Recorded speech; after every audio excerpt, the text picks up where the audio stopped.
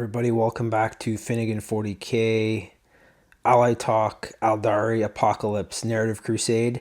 I was right, I was super sick last week, so just trying to catch up now. It is the Victoria Day long weekend here in Canada, so hoping to get some of this battle done today and tomorrow. From the last fight, we have seen that 2 defender victories have led us here. So this is now the mighty have fallen, meaning I'll go back to the initial so you guys can see what I'm talking about. Fate of the World campaign. So Clash of Might is where we started.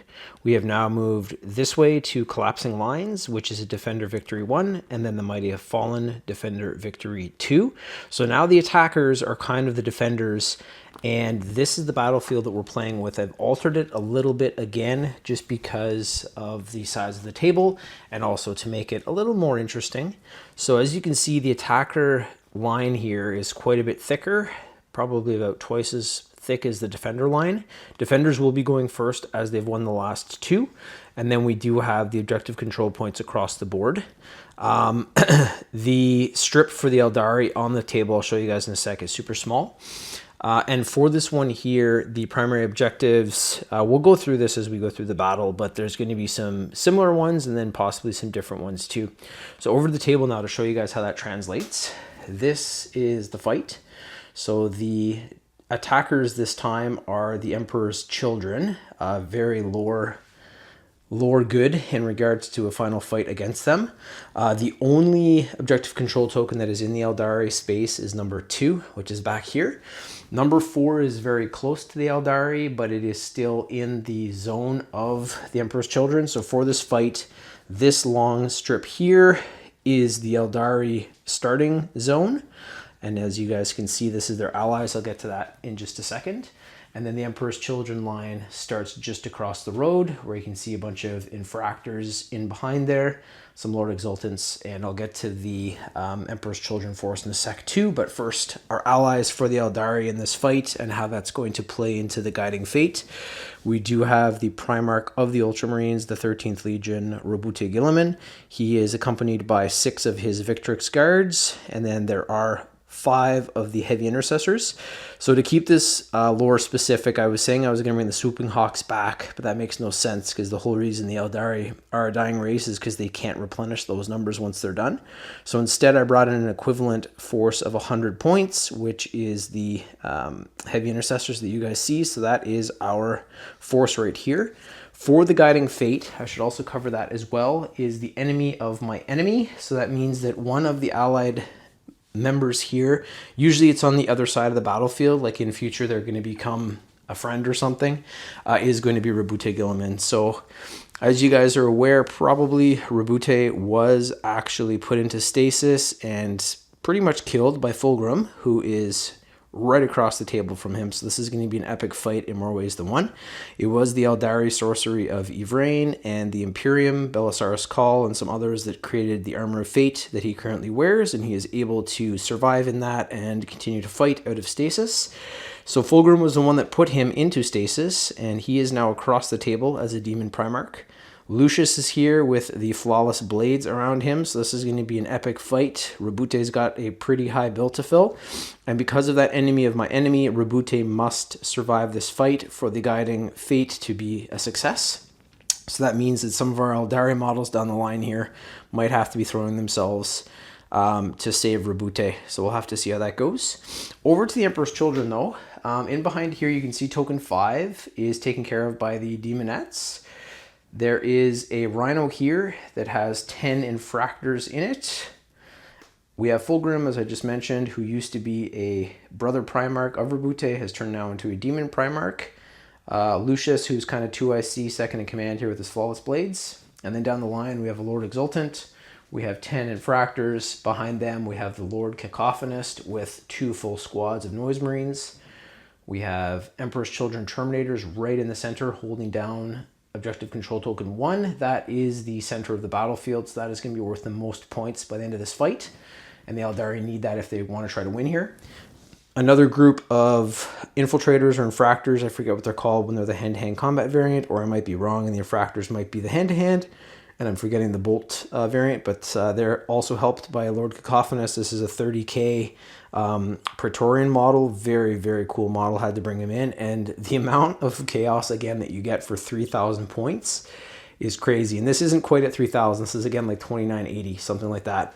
I didn't have another Emperor's Children Land Raider, so I've actually brought in a Spartan tank that's going to have the stats of a Land Raider. And then beside that is a Land Raider Proteus, which I always love to do for 30k armies. Speaks a little bit more to, you know, this is a 10,000-year-old tank that has been kept alive by the demons. It's a demon engine kind of thing now, so it's very cool. But yeah, 2 Land Raiders, another Rhino here with 10 more Infractors in the back. We have a Keeper of Secrets who is staring down the Avatar of Cain. If they get into it, that is going to be super epic as well. You guys have seen a lot of the Aeldari force, but I'll just do a very quick kind of pan here in regards to what is there again and what they're staring down. So we have the Wave Serpent across from the Infractors Noise Marines. In there we have Acerman and 10 of his Dire Avengers. We have some Aeldari Guardians, the Otarch Blade, Wraith Blades. We have the Wraith Knight holding down the central line here for the Aeldari once again. Wraith Guard, Storm Guardians, Dark Reapers, Warp Spiders, Avatar of Cain, Wind Riders, Fire Dragons, Fuegan, Viper. And then over on the flip side here, I've showed you guys most of the lines. I'll just get these other tokens on camera so you guys know where they are in relation to the field.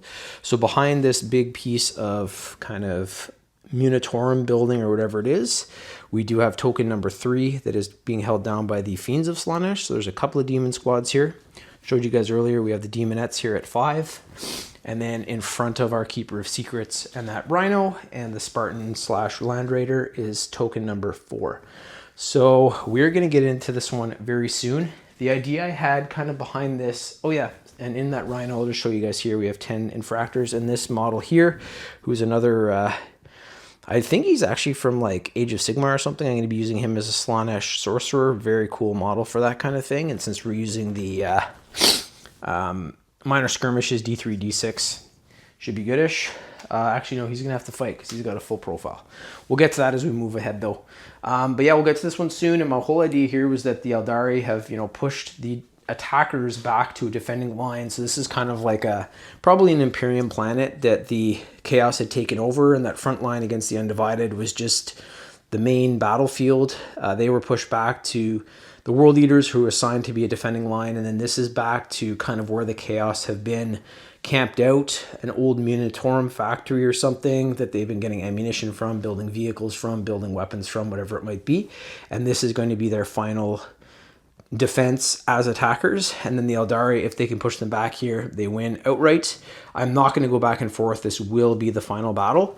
And we'll get to the victory points as we move ahead. Also going to try to cut down the video. If it lasts another 3 hours, it does, because it's a 3,000 point versus 3,000 point game. But maybe a few less rolls in the tray this time. Only the big dramatic stuff between, you know, Avatar of Cain's and Keeper of Secrets and Fulgrim and Roboute, but that usually goes kind of awry right off the bat, and I love to get a bunch of stuff on camera. So we'll see how it goes. Hope you guys enjoy. This is it. And if the Aeldari win this one, then the race survives, at least that of the Alaitoc Craftworld. Roboute is here to make sure that that hopefully happens. And if they lose, then it's going to be an entire force of Alaitoc that has been wiped out on this planet. And whoever's left on that craft world, women, children, blacksmiths, artists, dancers, whoever's left is going to have to take the field next. We won't be shooting that, but there is this one. We'll see how it goes, and hopefully the Aeldari can pull off another win and go 3-0. So let's get to it. Aeldari movement first, being the defenders with 2 victories, and then we'll do a reaction from Chaos and then move it over to Chaos. And yeah, we'll see how much Roboute can help out, and if he survives this battle, then that is another line of guiding fate that has been successfully ended. Here is a shot of the line after the Aeldari wave 1, move 1, turn. Wave 1 and turn 1 are kind of used interchangeably here. I know I've been saying them, I think, throughout most. The entire Aeldari line moved up. The smashing of that wall that's happened in previous battles halfway through the battlefield is actually going to probably be happening right now because of the larger attacker zone for this fight. So Ultramarines have moved right up, plug in the hole there. They're going to be taking on the Flawless Blades led by Lucius. Lucius is definitely in the crosshairs of Roboute Guilliman, so we're going to see how that goes for hand-to-hand combat. The Wave Serpent here dropped off Osterman, who's also going to be lending a hand against Lucius and Fulgrim. We have the Dire Avengers to either side of him, the Wave Serpent in between.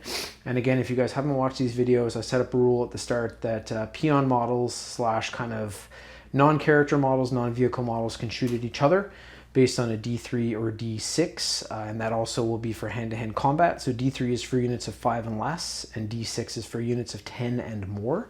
And then characters can fight characters, vehicles can fight characters, vehicles can fight vehicles, and characters can fight vehicles. So that's how that's going to go.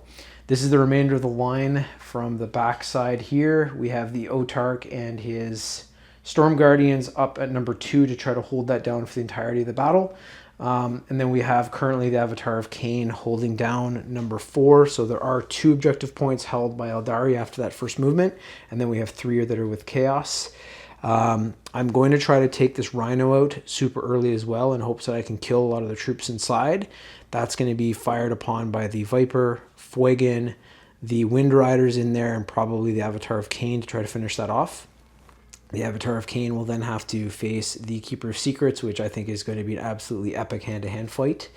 Down here, it's going to be all the peon models firing upon each other, so lots of D6 and D3 rolls. I'll be doing those off camera.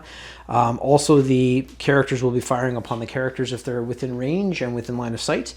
I'm not going to roll that on the camera this time either, so this whole first shoot by the Aeldari is going to be done off camera. I'm going to come back, sum up everything that they've been able to do, and then it will be the Emperor's Children reaction, and then over to the Emperor's Children to finish off turn 1. So this is going to move a little bit quicker, I think, especially having this smashing line up so close to the start of the fight.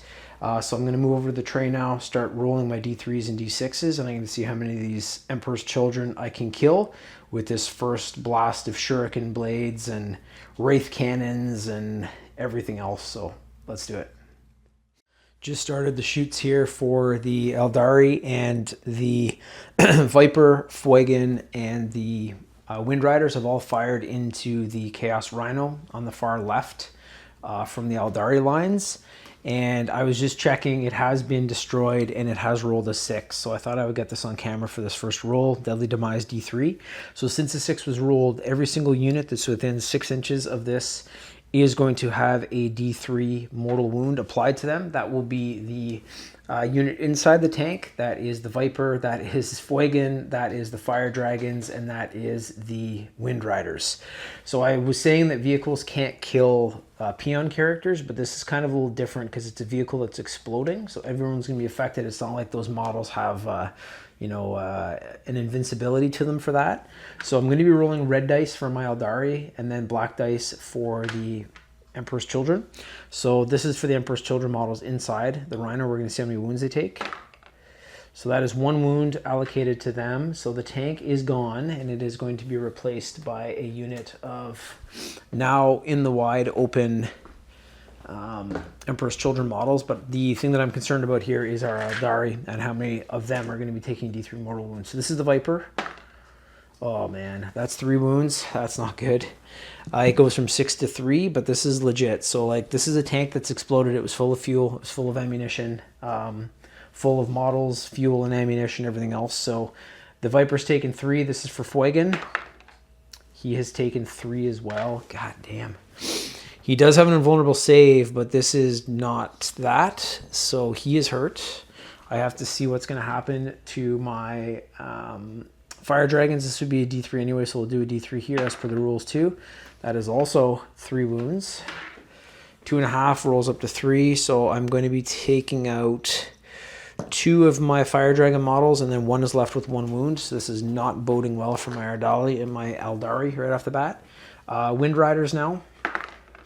And they've also taken 3 wounds. Holy shit, man. What? I should have maybe planned that a little better before I did that. So one of my Viper jet bikes is gone. They have 2 wounds apiece, and then another has been delivered 1 wound. So yes, they destroyed a Rhino. Yes, there are now some Emperor's Children Marines that are exposed. We'll show that to you guys in a sec when I'm done the rest of the shoots. But not what I had planned for these guys, and that's kind of brutal because they've already lost a lot of wounds on the left side, and the Keeper's Secrets has come down on them. Anyways, back to more rolls. I'll come back. If there's any other big dramatic ones like that, I will show you guys. But I'm thinking it's going to be probably pretty straightforward across the board here. But yeah, I'll let you know what happens in just a second when we get back to the table. Not a bad round from the Aeldari for their shoots here. So this is the aftermath of that Rhino explosion. A lot of models around it were wounded. Viper down to 3 wounds, Finnigan down to 3 wounds, 2 members of the Fire Dragon squad lost, and their Exarch has 1 wound, 1 Wind Rider destroyed, 1 down to 1 wound. Luckily the Avatar of Cain was just outside of the zone there, so that was good. These are what popped out, so there is still the Sorcerer. I forgot to roll as well, the D3 for him, because he was in the tank as well and he was wounded, so he's also down to 3 wounds now. And the Emperor's Child on the right there at the front is down to 1 wound. That is a unit kill though for the Aeldari, so even after all those wounds and kills that happened there, they did get a kill tally point for this round. Down the line, some really good rolls finally for my D3s and D6s. So I rolled in here with the Warp Spiders, with the Dark Reapers, and the Guardian models. And this squad has been brought down from its original 10 members to 6. And one of those models does have only 1 wound remaining on the left. The Avatar of Cain tried to fire in with the Wailing Doom at the commander here. So that did not affect them. It was a missed shot by the Avatar of Cain, so he's great in hand-to-hand combat, okay in range if he can get a hit in, but the, I forget what he's called now, I'm trying to get the name, but yeah, the commander there's fine. Down the line here too, we had the Wraith Knights as well as the, now Wraith Blades couldn't because they're hand-to-hand.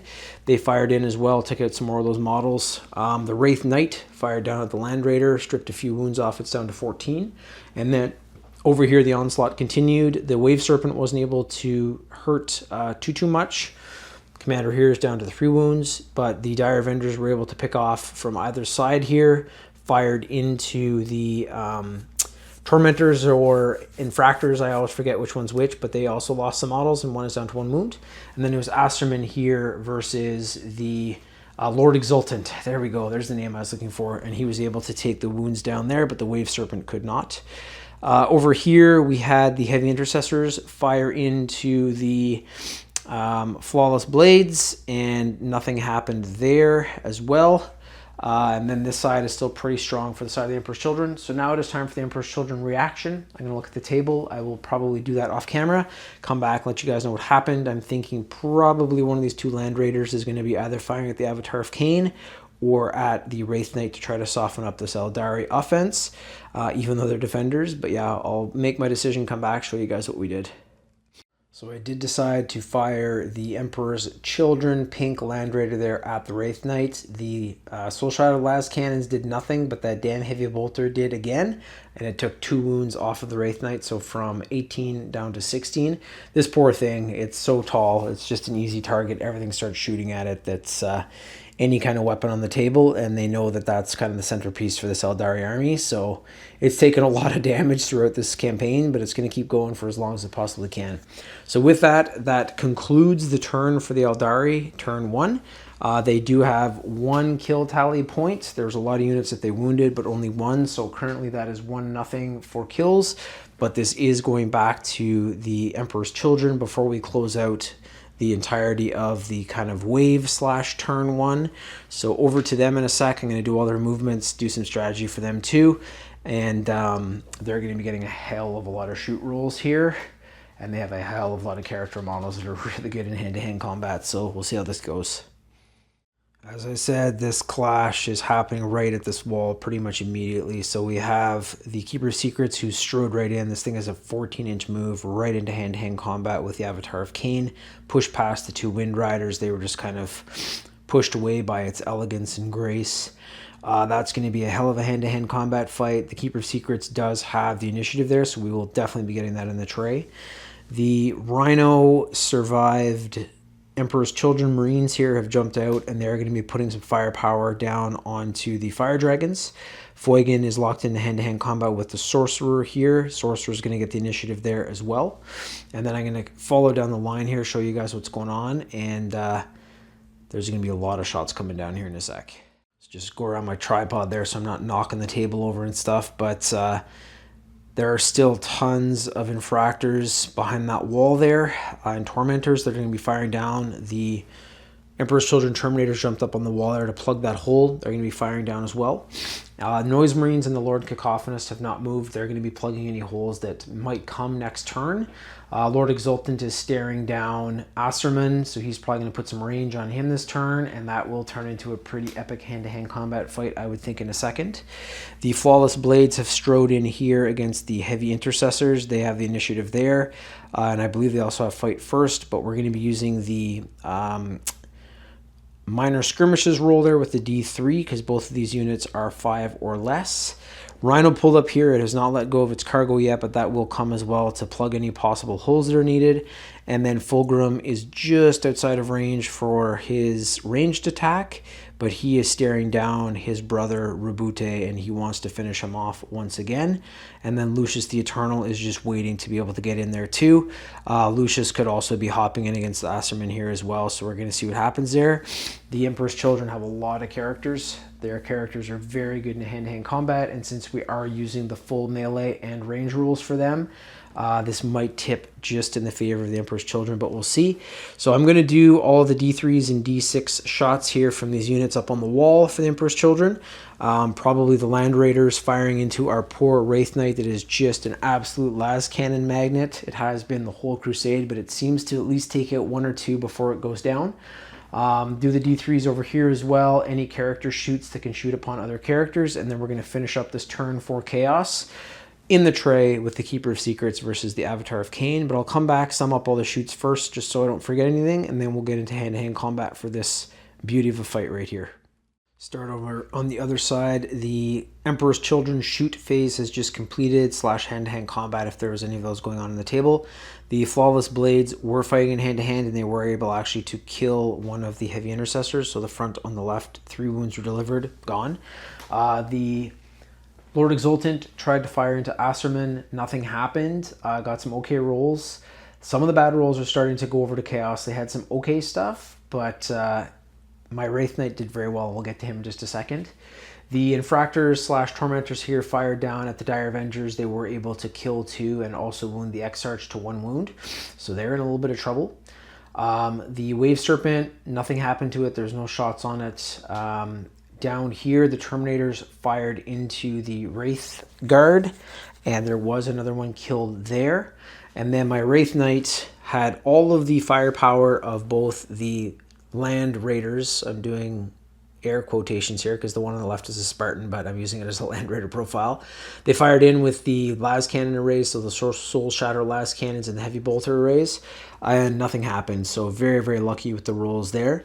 Over here for the poor Dark Reapers, not as lucky. The Infractors / Tormentors there fired down upon them, killed 3 of them.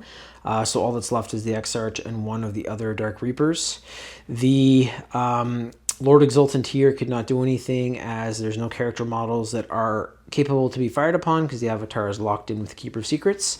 And down here, this Fulgrim guy, I'm telling you, he is a really good character. And that ability to come back after death there with a roll from his first death, it hasn't happened yet, but last game he came back. So I don't want to say he's one of the best characters. I never used him in any of our Fight Force 4 or any of the kind of Battle Royale fights we had. But if he'd been in there, I think he would have done very well. And the Sorcerer thought he could just kind of come in. Fulgrim was kind of beat up there after the Rhino exploded.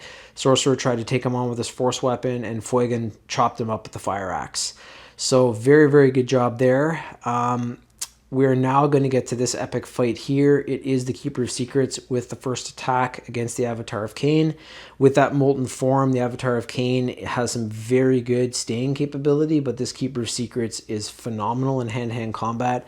Absolutely beautiful model too. I think probably one of my nicest paint jobs, I would say, for a big model. Like the Avatar of Cain definitely looks sick too, but just the simplicity of painting the Keeper of Secrets, one of my favorites. I remember doing it, so very cool. But yeah, after that, we are going to be doing the one reaction from our allied force here, and that will end turn 1, and then we'll move into turn 2. But first, our epic fight here, and we're definitely going to be getting that in the tray. So over to that now. Okay, so our first big hand-to-hand combat in the tray here. I can already tell this is saving a lot of time, so I might do this in the future. Just looking at these new Apocalypse rules I've created, I want to do some really cool stuff. I know Armageddon is big right now. I just got the Commissar Yarrick model. I'm also going to be picking up one of the Cadian Battalion box sets tomorrow with the new vehicles. I was super stoked to get one of those because they're super hard to find. They sold out and pre-sold out before a lot of them hit the shelves, so I was really lucky at Imaginaire here in Ottawa that I was able to transfer one into the shop. I'm hopefully going to be picking that up tomorrow, getting it painted up. We're definitely going to keep playing this one till the end, though. This is the final battle, but these Apocalypse rules as well, if I have buddies over, as I've stated in the previous, very tough to teach people the rules of Warhammer, but if you're using simple D3, D6s, really even maybe peel back the characters. If they're newbies playing the game, they can at least get in there, have some fun, maybe give each of my buddies a force. So it'd be like 4 different forces on the table. One could be Aeldari, one could be Chaos, one could be Orcs, one could be Imperial Guard or Space Marine or whatever. So very, very cool, quick, fast rules. That being said, let's get to this now. So the Keeper of Secrets, incredible hand-to-hand combat model. I'm going to see how this Avatar of Cain does against it. And the Avatar of Cain has taken on some very good hand-to-hand combat models. So Angron, Bloodthirster, this is a greater demon of Slaanesh. So we're going to see how he does against that. I'm going to be rolling black dice here for Slaanesh. So I'll start off with the Snapping Claws. These are 4 attacks hitting on a 2+. These are considered extra attacks, but I'm going to go down the chain for that.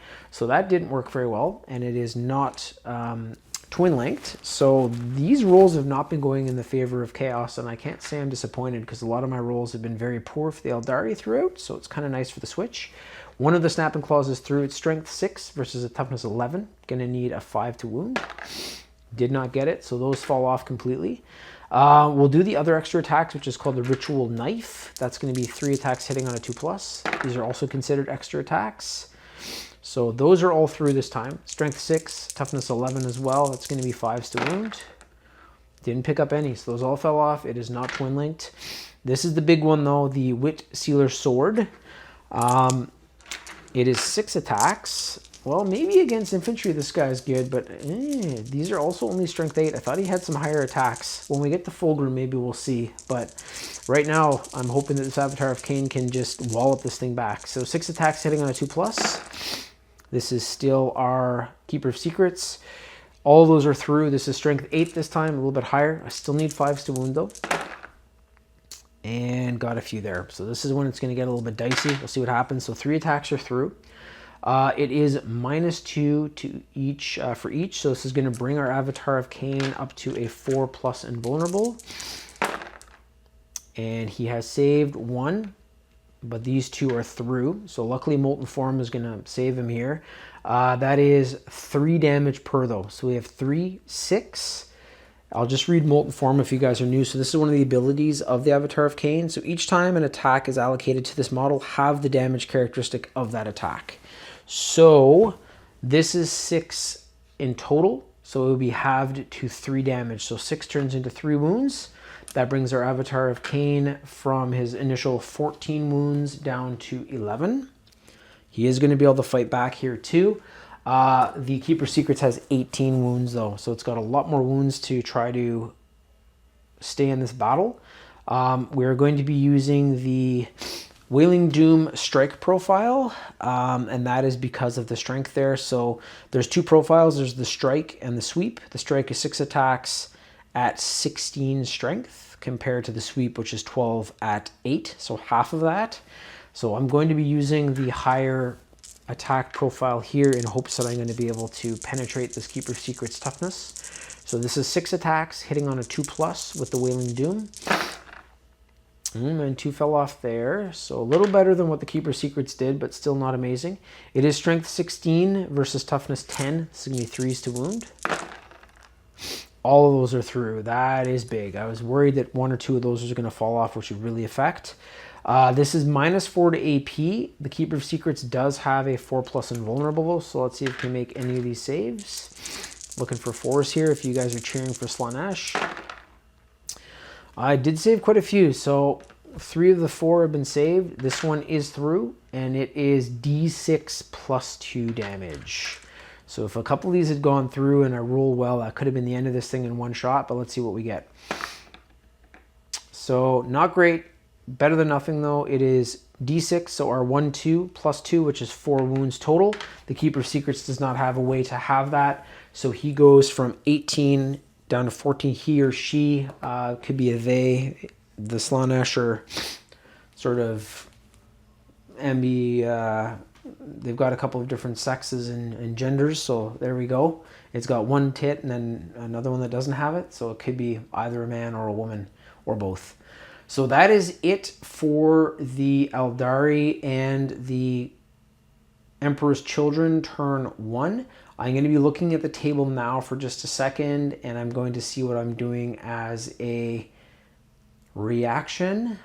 And I think I'm going to have to try to fire again. I was thinking of maybe putting the Avatar of Cain into hand-to-hand combat again against the Keeper of Secrets, but he did pretty well there. So if the Keeper wants to keep coming at him, the Avatar is very good on the defense. I think I'm going to be doing the Wraith Knight versus one of the Land Raiders here, but I'll look at the table in a second. I'll come back to the tray, and if that's the case, we'll roll, and then I'll show you guys just a sum up of that turn 1.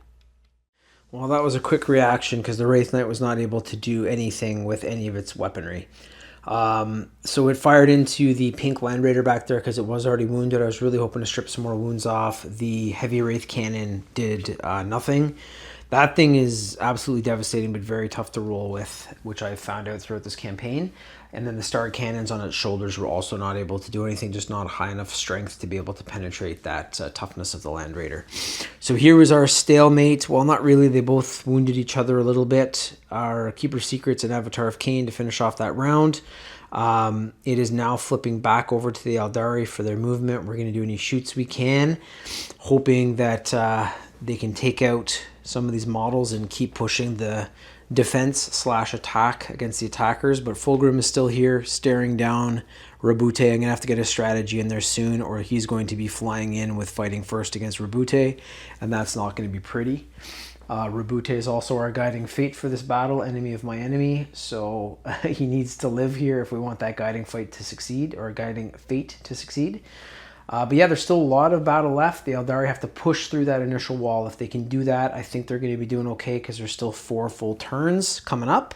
But we'll see. It would be amazing if they went 3-0, but only time will tell. So over to turn 2, get the Aeldari movement going, and I'll be back and show you guys what they have done. Apologies. Just before we move on to turn 2, I wanted to let you guys all know that it is actually 2 victory points to 1 for the Aeldari right now. So there's 1 victory point each for the army painted up to a specific standard. So that's for both sides. So that is 1-1. And then there were 2 unit kills here by the Aeldari this turn. That was the Emperor's Children Rhino, and then also the Chaos Sorcerer, Emperor's Children Sorcerer that Finnigan chopped up to pieces. So it is currently 2-1 victory points at the end of turn 1, and now we will move into turn 2 movement for the Aeldari. So I'll be back in a second, show you guys what I've done there after some strategy. Turn 2 for our Aeldari alliance has just happened. We have the Fire Dragons now facing this squad of Infractors/Tormentors alone. This is a mix of like older 40k models. I've put some old school like resin sonic blasters on them and stuff. Over here, Finnigan has pulled away and is locked into hand-to-hand combat with the Avatar of Cain to try to put this Keeper of Secrets away. So that's going to be very cool when we get over to the dice tray. Over here, the Wind Riders and the Viper have broken off to try to get down the field here to claim this objective token, number 3. I'm considering the Fiends of Slaanesh characters in this one. I'm going to have to, kind of similar to the Blood Crushers from the World Eaters battle. So it won't be peon characters fighting them. It will be vehicles or other character models. So the Viper and the Wind Riders will hopefully be able to do that. Over on this side here, not much movement from our Ultramarines. They're kind of locked in here. Those heavy intercessors are going to be firing again upon the Flawless Blades, and that's going to hopefully open the path to Lucius, and Lucius will be taken on by Acerman or Roboute Guilliman, and then Fulgrim is behind him. There's also the Lord Exultant, who is capable of that, but it looks like the Wave Serpent is going to be firing upon him. Dire Avengers beaten up on the left side. They're going to be shooting all they have left into that line of Tormentors / Infractors. And then these 5 here don't really have a target unless the Noise Marines in behind are in line of sight and range. I'll have to check that. I'm going to roll all that off camera. Wraith Knight has moved in. He's going to be putting some firepower down on this Land Raider again as it was wounded the last turn, so hoping that we can do some great damage there. The Autarch and the Guardians here are holding down number 2, which is the only home token for the Allied forces. And then we have over here, the Wraith Blades have jumped in and pushed those Terminators right off the wall. They're going to be locked into hand-to-hand for minor skirmish, so that's going to be D3s going on there. As I've said in the past battles, I don't actually do like an attack by the Wraith Blades followed by a counterattack by the Terminators. I think I'll build that in as a future rule, but we haven't been doing it so far on the Crusade, so I won't do it now because that might kind of skew things. Wraith Guards are down here. They're going to be firing upon this line of Emperor's Children Marines. Same with the Guardians here, Dark Reapers, Warp Spiders. This Lord Exultant is kind of going to be not touched this turn because there is no peon models there that can fight him, and no character models that are able to fight either because they're either locked in hand-to-hand combat or dealing with something else. So I am going to start from the Fire Dragons over here versus the Emperor's Children Marines. I'll roll that off camera. A lot of the dice will also be rolled off camera. Come back, sum up what's happened there, and then we're going to finish off this turn with the Avatar of Cain and our Warlord Fuigan versus the Keeper of Secrets. So this is kind of the incarnation of the Avatar of Cain, which is the war god for Aeldari, versus a avatar of the Keeper of Secrets, pretty much so a greater demon of Slaanesh. Epic fight. I'm hoping that with the 2 of them together, they can put this thing away. If they can't, though, it will be able to counterattack because those rules have been built in for characters as they're using all the same stats and specs that they usually have.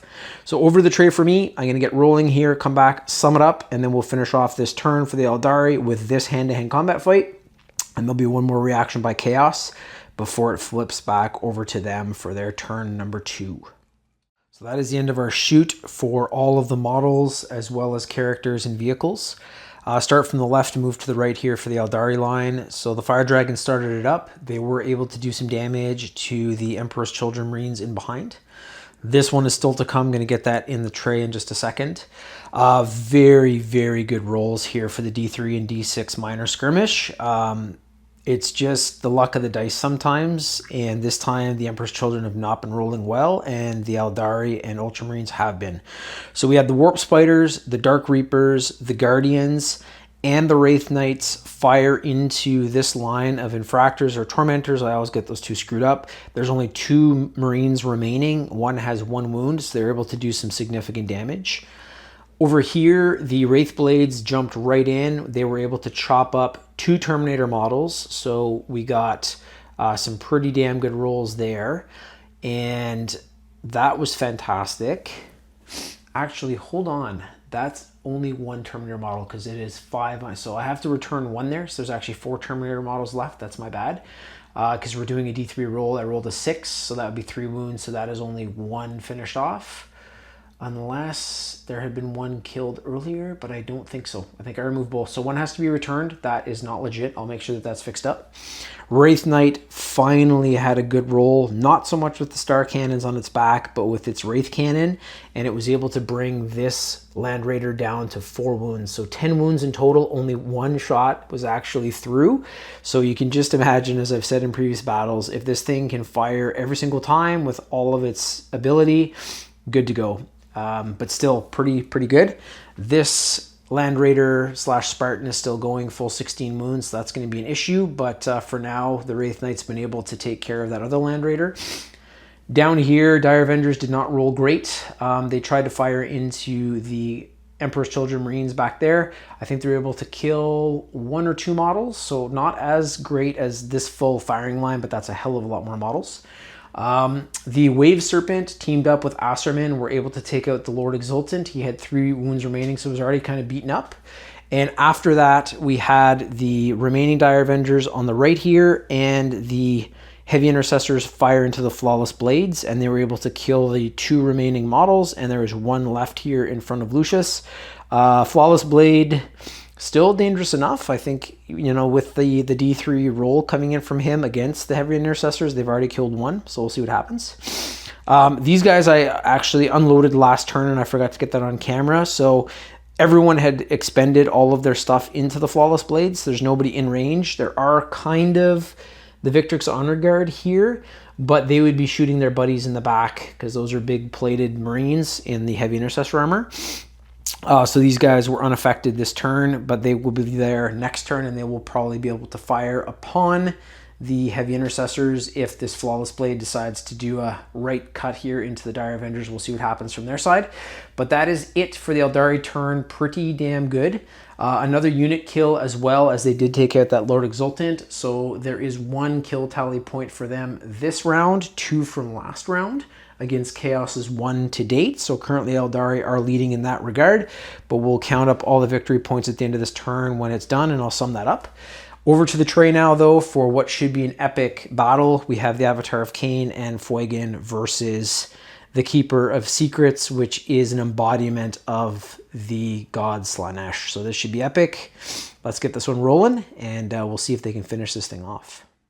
Into the tray we go. Here it is. We're going to start off with Fuigan here versus the Keeper of Secrets. He is, of course, fighting with the Fire Axe. 6 attacks, 2+. 1 fell off, still great. Strength 5, a little bit lower strength versus a toughness of 10. This is going to be 6s to wound. And he did get 1 off, can't reroll, but that is 1 attack through. -4 to AP. If the Keeper Secrets did not have an invulnerable, it would not be able to make the save, but that does put it up to its 4+ invulnerable. So here we go. This is for the Keeper of Secrets. And saved it. So Fuigan's attacks have been, you know, parried away by those big claws, the sword. Not sure what happened, but he was not able to land a blow.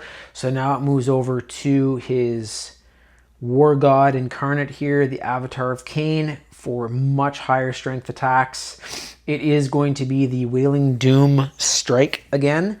That is that 16 strength, less attack count, but if these land, it's going to be much easier to hit and wound. So 6 attacks hitting on a 2+. 1 fell off, not great. Was hoping to get them all, but we still have quite a chunk. Strength 16 versus the toughness 10, 3s to wound. Oh man, these 2 fell off. Not able to reroll those. These are through though. It is a -4 to AP once again. So this is going to be 3 saves by the Keeper of Secrets at that 4+ invulnerable.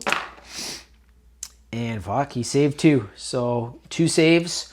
1 is through. The damage for this is D6 + 2. So you can imagine if this had all gone through, very possible that he would be dead. Let's see how many wounds are going to be allocated here. So D6 + 2. Let's hope that amazing roll continues with the amount of 6s I got last turn for the Aeldari. And that is not a 6. That is a 1.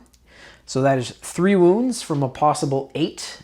The Keeper of Secrets is still fighting strong. 11 wounds remaining, and he's going to be attacking back here. I'm going to be allocating these wounds to the Avatar of Cain because Fuigan would probably be chopped in half here, but the Avatar of Cain has that Molten Form, which is going to cut the damage in half. So there's a hell of a lot of attacks coming through here as we saw last turn. Going to start up with the Ritual Knife. So this is hitting on a 2+, 3 attacks. So 1 fell off. It is strength 6 versus toughness 11. Going to need 5s here. Got 1 of those. -2 to AP, but our Avatar of Cain has the 4+. Did not save it. So that is usually 2 wounds through. That is going to be 1 wound because of the Molten Form. So he goes from 11 to 10. That would have brought Fuigan from 3 to 2. So you can tell why I'm doing this. We're going to be doing the Snapping Claws next, which is the next attack here for the Keeper of Secrets. So hitting on a 2+. Got all those this time. Strength 6, toughness 11, 5s again to wound. These are considered extra attacks that should be done at the end, but I'm just doing them first. I'm going down the list, and we'll finish off with its Wit Sealer Sword, which is its strongest attack. So these two fell off. Nope, this one hit. This one fell off. Strength 6 versus the... oh no, sorry, we were already in the wounds there. So these two were through. It was 5s.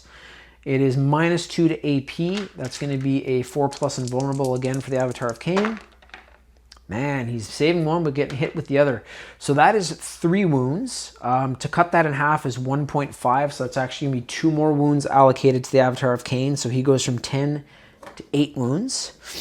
Last one here is the big one. It's the Wit Sealer Sword. This is 6 attacks hitting on a 2+. No reroll ability here, but 1 fell off. The rest are through. Strength 8, toughness 11. Again, 5s to wound. It's rolling pretty damn well. So 2 more are through. This is a -2 to AP. Going to be a 4+ for the Avatar of Cain. And again, saved one, did not save the other. This is 3 damage. So that's another 2 wounds to the Avatar of Cain. Goes from 8 to 6. So that was not my plan. And now the Keeper of Secrets has the ability here next turn, or maybe if I want to do the reaction with him at the end of this turn, I'm going to look at that in a second, to go right in and get the jump on the Avatar of Cain. I have to look at the table, see what I want to do, and then we will go from there. Fulgrim can also move 16 inches, so I might just want to do a move with him to cross the battlefield and get into it, maybe with the Wraith Knight, maybe with the Autarch, who's holding down that number 2 objective point, could fight the Avatar of Cain in a couple of turns with that kind of distance. Or his prime target here is finishing off Roboute again, because he's seeing his brother Primarch across the street from him, and he probably wants to fight. And the way I do this is I play as it would be, and I think that's what Fulgrim would do, but we'll see. So I'm going to take some time here. I'm going to do the reaction with the Emperor's Children, and I will let you guys know what I decide in just a second. Here is the reaction. The Keeper of Secrets has seen a wounded Finnigan. He is going into hand-to-hand combat with him. Finnigan does have that ability to come back if I'm able to roll high enough if he is slain here. If he is not slain, he's going to be able to fight back, but we're going to be in the tray here again for all of those 3 attacks from the Keeper of Secrets. See if Finnigan can survive those. If he doesn't, see if he comes back to life. Or if he's able to counterattack, maybe strip a couple wounds off of the Keeper of Secrets. We'll have to see. But I'm also thinking here, and the reason I did this is because the Emperor's Children need kill tally points. And if they can get a point while they are on the defense in regard to their turn, can steal one kind of, and then flip it back over to their side, it makes the most sense. So we'll get to the tray now. We're going to go through the Keeper of Secrets attacks again and see if Finnigan can survive.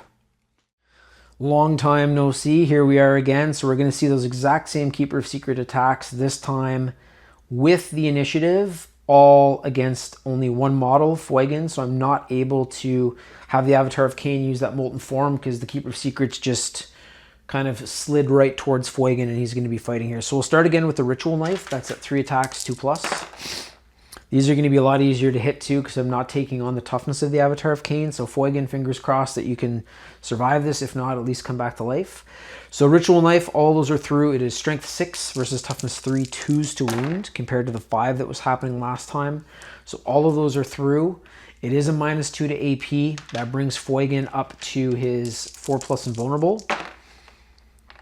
And that is not good. So 2 attacks were saved by that invulnerable save. This one has gone through. It is 2 damage. Finnigan goes from 3 wounds down to 1 wound. He is just hanging on here for his first life, and hopefully we can bring him back if he does go down here.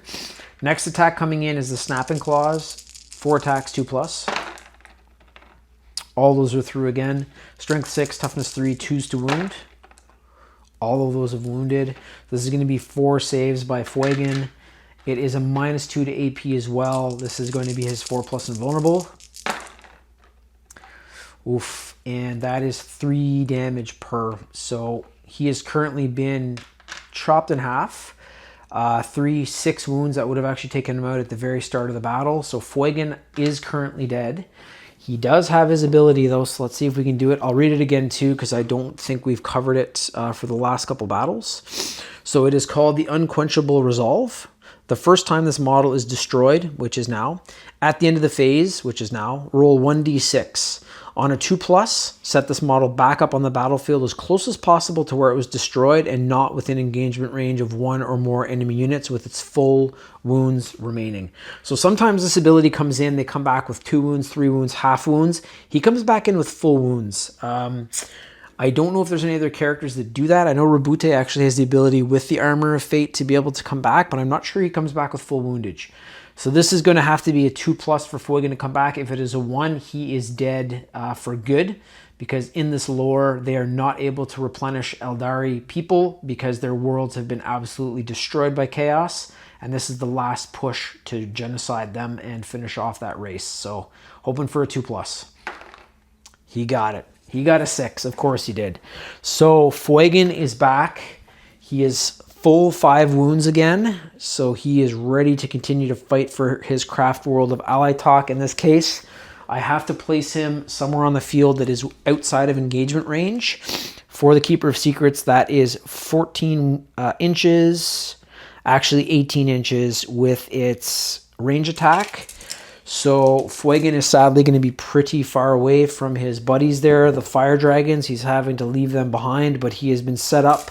I won't show you guys there until next turn, but he's kind of at the very back of the Aeldari lines in between the Warp Spiders and the Dark Reapers. So now it is over to Chaos for their attacks, their movement, and if they start getting some good dice rolls, this might be a lot of dead Aeldari. So I'm going to do their move right now. I'm going to sum up all of the points. The Keeper of Secrets actually does not get a kill tally point because he was not able to kill Fulgrim. So currently it is 1-0 in round 2 for the Aeldari. 3-1 overall, including the first round. And yeah, I'll move the Chaos and come back and show you guys where they are on the table. Emperor's Children move for turn 2 is done. I'm going to start from the other side of the table and move to the left. Lucius has gotten out of the way of his Demon Primarch Fulgrim. Fulgrim is barreling forward to try to take out Roboute. He just needs to get this chafe kind of out of the way first. And his Emperor's Children models here on the right are going to do that for him here, as they will fire into the Heavy Intercessors. The Flawless Blade broke off the other side and is locked in with the Dire Avengers. Going to see if the Emperor's Children can do as much damage as the Aeldari did last turn. The Lord Cacophonist is up on top here and will be able to fire down at Asserman or at the Wave Serpent. And then the Noise Marines up here will also be able to fire down at the Intercessors here, the Heavy Intercessors. The Emperor's Children Marines will be firing at the Dire Avengers here. The Terminators had no time and went right back into it with the Wraith Blades. I actually have to return that one model. I just remembered. I'm looking at him across the table, so I'll make sure that he's in there. It is going to be the minor skirmishes, so it'll be D3 rolls, but still it's got to be accurate, so I'm not missing out a model on them for that. Wraith Knight is, I think, in trouble this turn. Both Land Raiders are fixed on it. They have it in target. They're going to be firing upon it. It's been able to chip away at that one Land Raider, but to survive more Las Cannon and Heavy Bolter Blasts will be quite the test, so we'll see. Down here, it's a little bit better situation for the Aeldari. There's just the 2 Emperor's Children Marines left. They're going to be firing down at the Dark Reapers to try to kill that unit, see if the roll happens. And then there's not really anybody else on that wall that's going to be able to do anything for now. The Keeper of Secrets also strode right into combat again with the Avatar of Cain, so that's going to be another face-off. This time, the initiative is in the Keeper of Secrets corner, and the Avatar of Cain got busted up pretty badly there. Down to 6 wounds versus the Keeper of Secrets 11. Fulgrim, as I kind of described, is just in behind here, so he is waiting to get back into this fight. He's on the bench right now. He's going to be coming in next turn, and he is outside of engagement range of all the units as per that rule, so he will be back in. He's back in now, but he'll be able to kind of get into the scrum again next turn, and I think he's going to be super needed on this side. If the Land Raiders are able to take out the Wraith Knight, there's not many models over here that can fight vehicle or character, and that would be the same for the Keeper of Secrets if it's able to wipe out the Avatar of Cain. And then last but not least, we do have the Fire Dragons here, also in trouble. Only 2 wounds remaining for the whole unit. And this section of Chaos Space Marines will be firing upon them. They will need at least a 4 on the D3 to be able to take them out, or a 3 because we're going to round that up. So 3 or above would take out those 2 fire dragons. And actually, before I forget, I will swing you guys around the other side of the table where these 2 Emperor's Children objective points are being held. The Fiends of Slaanesh only have melee attack, so they have moved up in behind this wall, tucked themselves in so they're safe from the oncoming Wind Riders that you guys can see coming around the corner there from a distance, and the Viper that's kind of in this courtyard area here. So they just moved in to make some cover, so they're able to try to jump those in hand-to-hand combat, and they don't want to be taking fire until that's possible. So that's where they will stay for now, and the Demonettes are unharmed, no one even close to Objective 5. Still 3 turns after this one, but we are going to see how this goes. And you know, this battle having started right at the front line, it's really been a lot of hand-to-hand combat, clashing, smashing, shooting. So yeah, I'm going to roll in the tray now, all my minor skirmishes, and then we'll again finish up the turn in the tray with the Keeper of Secrets initiative versus the Avatar of Cain. Then we will have the Aeldari reaction, and that will end turn 2 for both forces. So let's start from the right, move to the left here from the side of the Aeldari Alliance. Not a great turn by the Emperor's Children. Few okay rolls, but not amazing. The Emperor's Children and Noise Marines fired into the heavy intercessors. They were able to kill 1 model. The Flawless Blade was able to kill 2 of the Dire Avengers. The Lord Cacophonist fired down into Asterman and was not able to wound. So that is it for the right side of the table. There was another Dire Avenger killed here, but only 1, and that was the Emperor's Children on the wall there firing down, and they can also be replenished by the Noise Marines in behind, but they are not in range or in line of sight. The Wraith Knight did better than I thought it would. It took on the Soul Shadow Las Cannons and the Heavy Bolters from both Emperor's Children Land Raiders. They were able to take away 4 wounds, but it still has 12. And it's going to be able to fight back. So I'm hoping that it can still take out that Land Raider and get another victory kill point in turn 3. The Terminators fought against the Wraith Blades, and they were able to kill 1. And as you see, I have replaced that Terminator just so I don't forget, because there are 4 instead of 3. So that is going to be a pretty epic fight in the middle there. That number 1 objective control is still definitely held by the Emperor's Children right now during the end of turn 2, but that might be contested in the future if the Wraithblade is able to take out that Land Raider, and the Wraithblades can move in, the Wraith Guards can move in, the Spirit Seer can move in and try to get some, you know, some wounds and points on top of that objective control. Down here as well, I was thinking that the Dark Reapers would be destroyed for sure, and there'd be a victory point for, or at least a kill tally point for Chaos. That is not the case. The Dark Reaper has survived, so that is the Exarch Dark Reaper. One of his guys was killed there and he lost a wound, but they're still going, so they have survived turn 2. There was no one here to fire upon the Warp Spiders because that wouldn't have been a unit kill, so I decided that the Emperor's Children would be firing on the Dark Reaper. This is still to come. That is the Keeper of Secrets initiative this time. We are hoping that the Avatar of Cain can survive, but we will see. And then again, we had the Emperor's Children Marines here fire into the Fire Dragons. The Exarch still there, so it is not a unit kill, and he has 1 wound. So that is it for the Chaos turn, other than the Keeper of Secrets and Avatar of Cain, which we're going to get to in the tray once again. The epic back and forth fight between the Avatar of Slaanesh and then the Avatar of Cain. So over to the tray, let's get that rolling, and hopefully he can survive and the Avatar of Cain can do a counterattack and do some big wounds here to the Keeper of Secrets, but we'll see. Here we go again. So this is going to be the 3 full attacks from the Keeper of Secrets. We're going to see if it can finally put this Avatar of Cain to rest. If not, the Avatar of Cain will fight back and maybe put it to rest. So starting up here, we have the Keeper of Secrets Ritual Knife. 3 attacks hitting on 2+. All through. Strength 6, Toughness 11, 5s to wound. All those fell off. Snapping Claws, 4 attacks, 2+ to hit. All through. Strength 6, Toughness 11, 5s to wound. We got 1 through that time. This is a -2 to AP. Going to be a 4+ save from the Avatar of Cain. Oof, and did not save it. So that is going to be cut in half. It is 3 wounds down to 1.5, so it's going to be 2 more wounds. The Avatar of Cain is just hanging on here, guys. 4 wounds left. and it still has to survive the Wit Sealer Sword. This is the big one from the Keeper of Secrets. 6 attacks hitting on a 2+. All those attacks are through. This is strength 8, toughness 11, 5s again to wound. Only saving grace here, and none have gone through. So the Avatar of Cain has survived, very beaten up, but that Molten Form has kept it going here throughout every single battle. He has taken on some big enemies, and now he's going to be fighting back with this counterattack. So this is the Wailing Doom Strike. It is going to be 6 attacks. I really need to put the nail in the coffin here with this. I could do the sweep, but it's strength 8, so I'm very worried more dice are going to fall off because this is a 3 to wound as opposed to a 5. We need 2s first, though, to hit, so 2 pluses to hit. 1 fell off again. I wish all those would pick up, but 2s apparently are just as hard to roll sometimes as other dice. Strength 16, toughness 10, 3s to wound. This is why I chose that.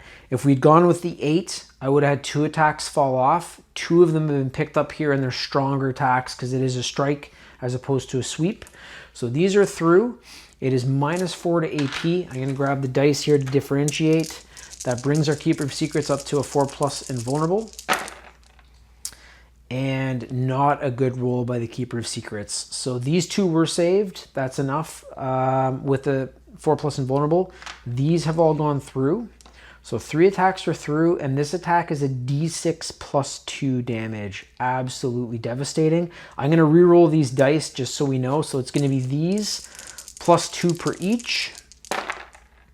And a fucking terrible, terrible roll. So this becomes 4. So I'm just going to grab the token here as we go through. 11. 1, 2, 3, 4. He's down to 7 wounds off of this. This is 3 more wounds. 1, 2, 3. That is 4 wounds. And you know what? Just enough. We could have asked for more rolls, but this is just going to be enough. It is the D6 +2.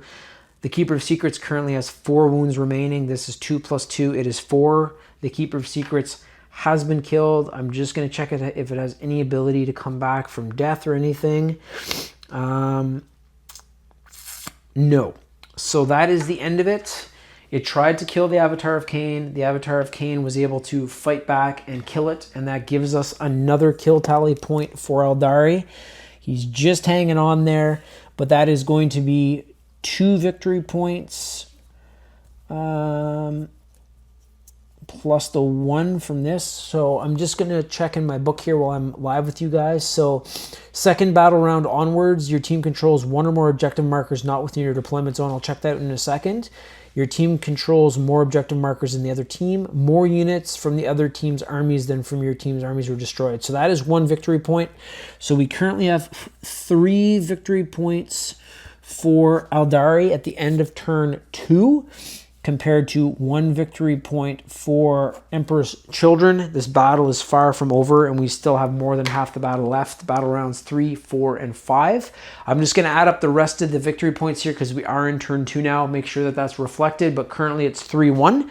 I'll come back and sum up turn 2 in just a second and let you guys know what the total is at the end of turn 2 for both sides.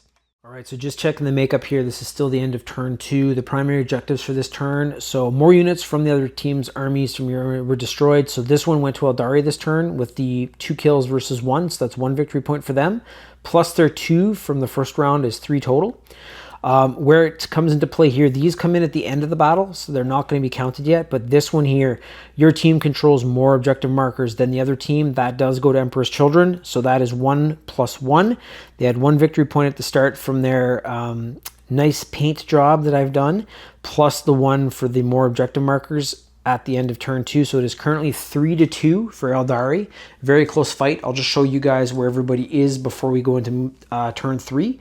So this is the only point currently held by the Aeldari. The Avatar of Cain is just outside, but these Marines are within the 6 inches, as is the Lord Exultant. So number 4 is Emperor's Children currently. That's probably not going to last for long because my Avatar wants that. Over here we have the Demonettes, which hold this one for sure. That is 2 for Emperor's Children, 3 with the middle. We have the 2 Land Raiders and the Terminators there. Noise Marines are just outside, but that is 3 objective points at the end of turn 2.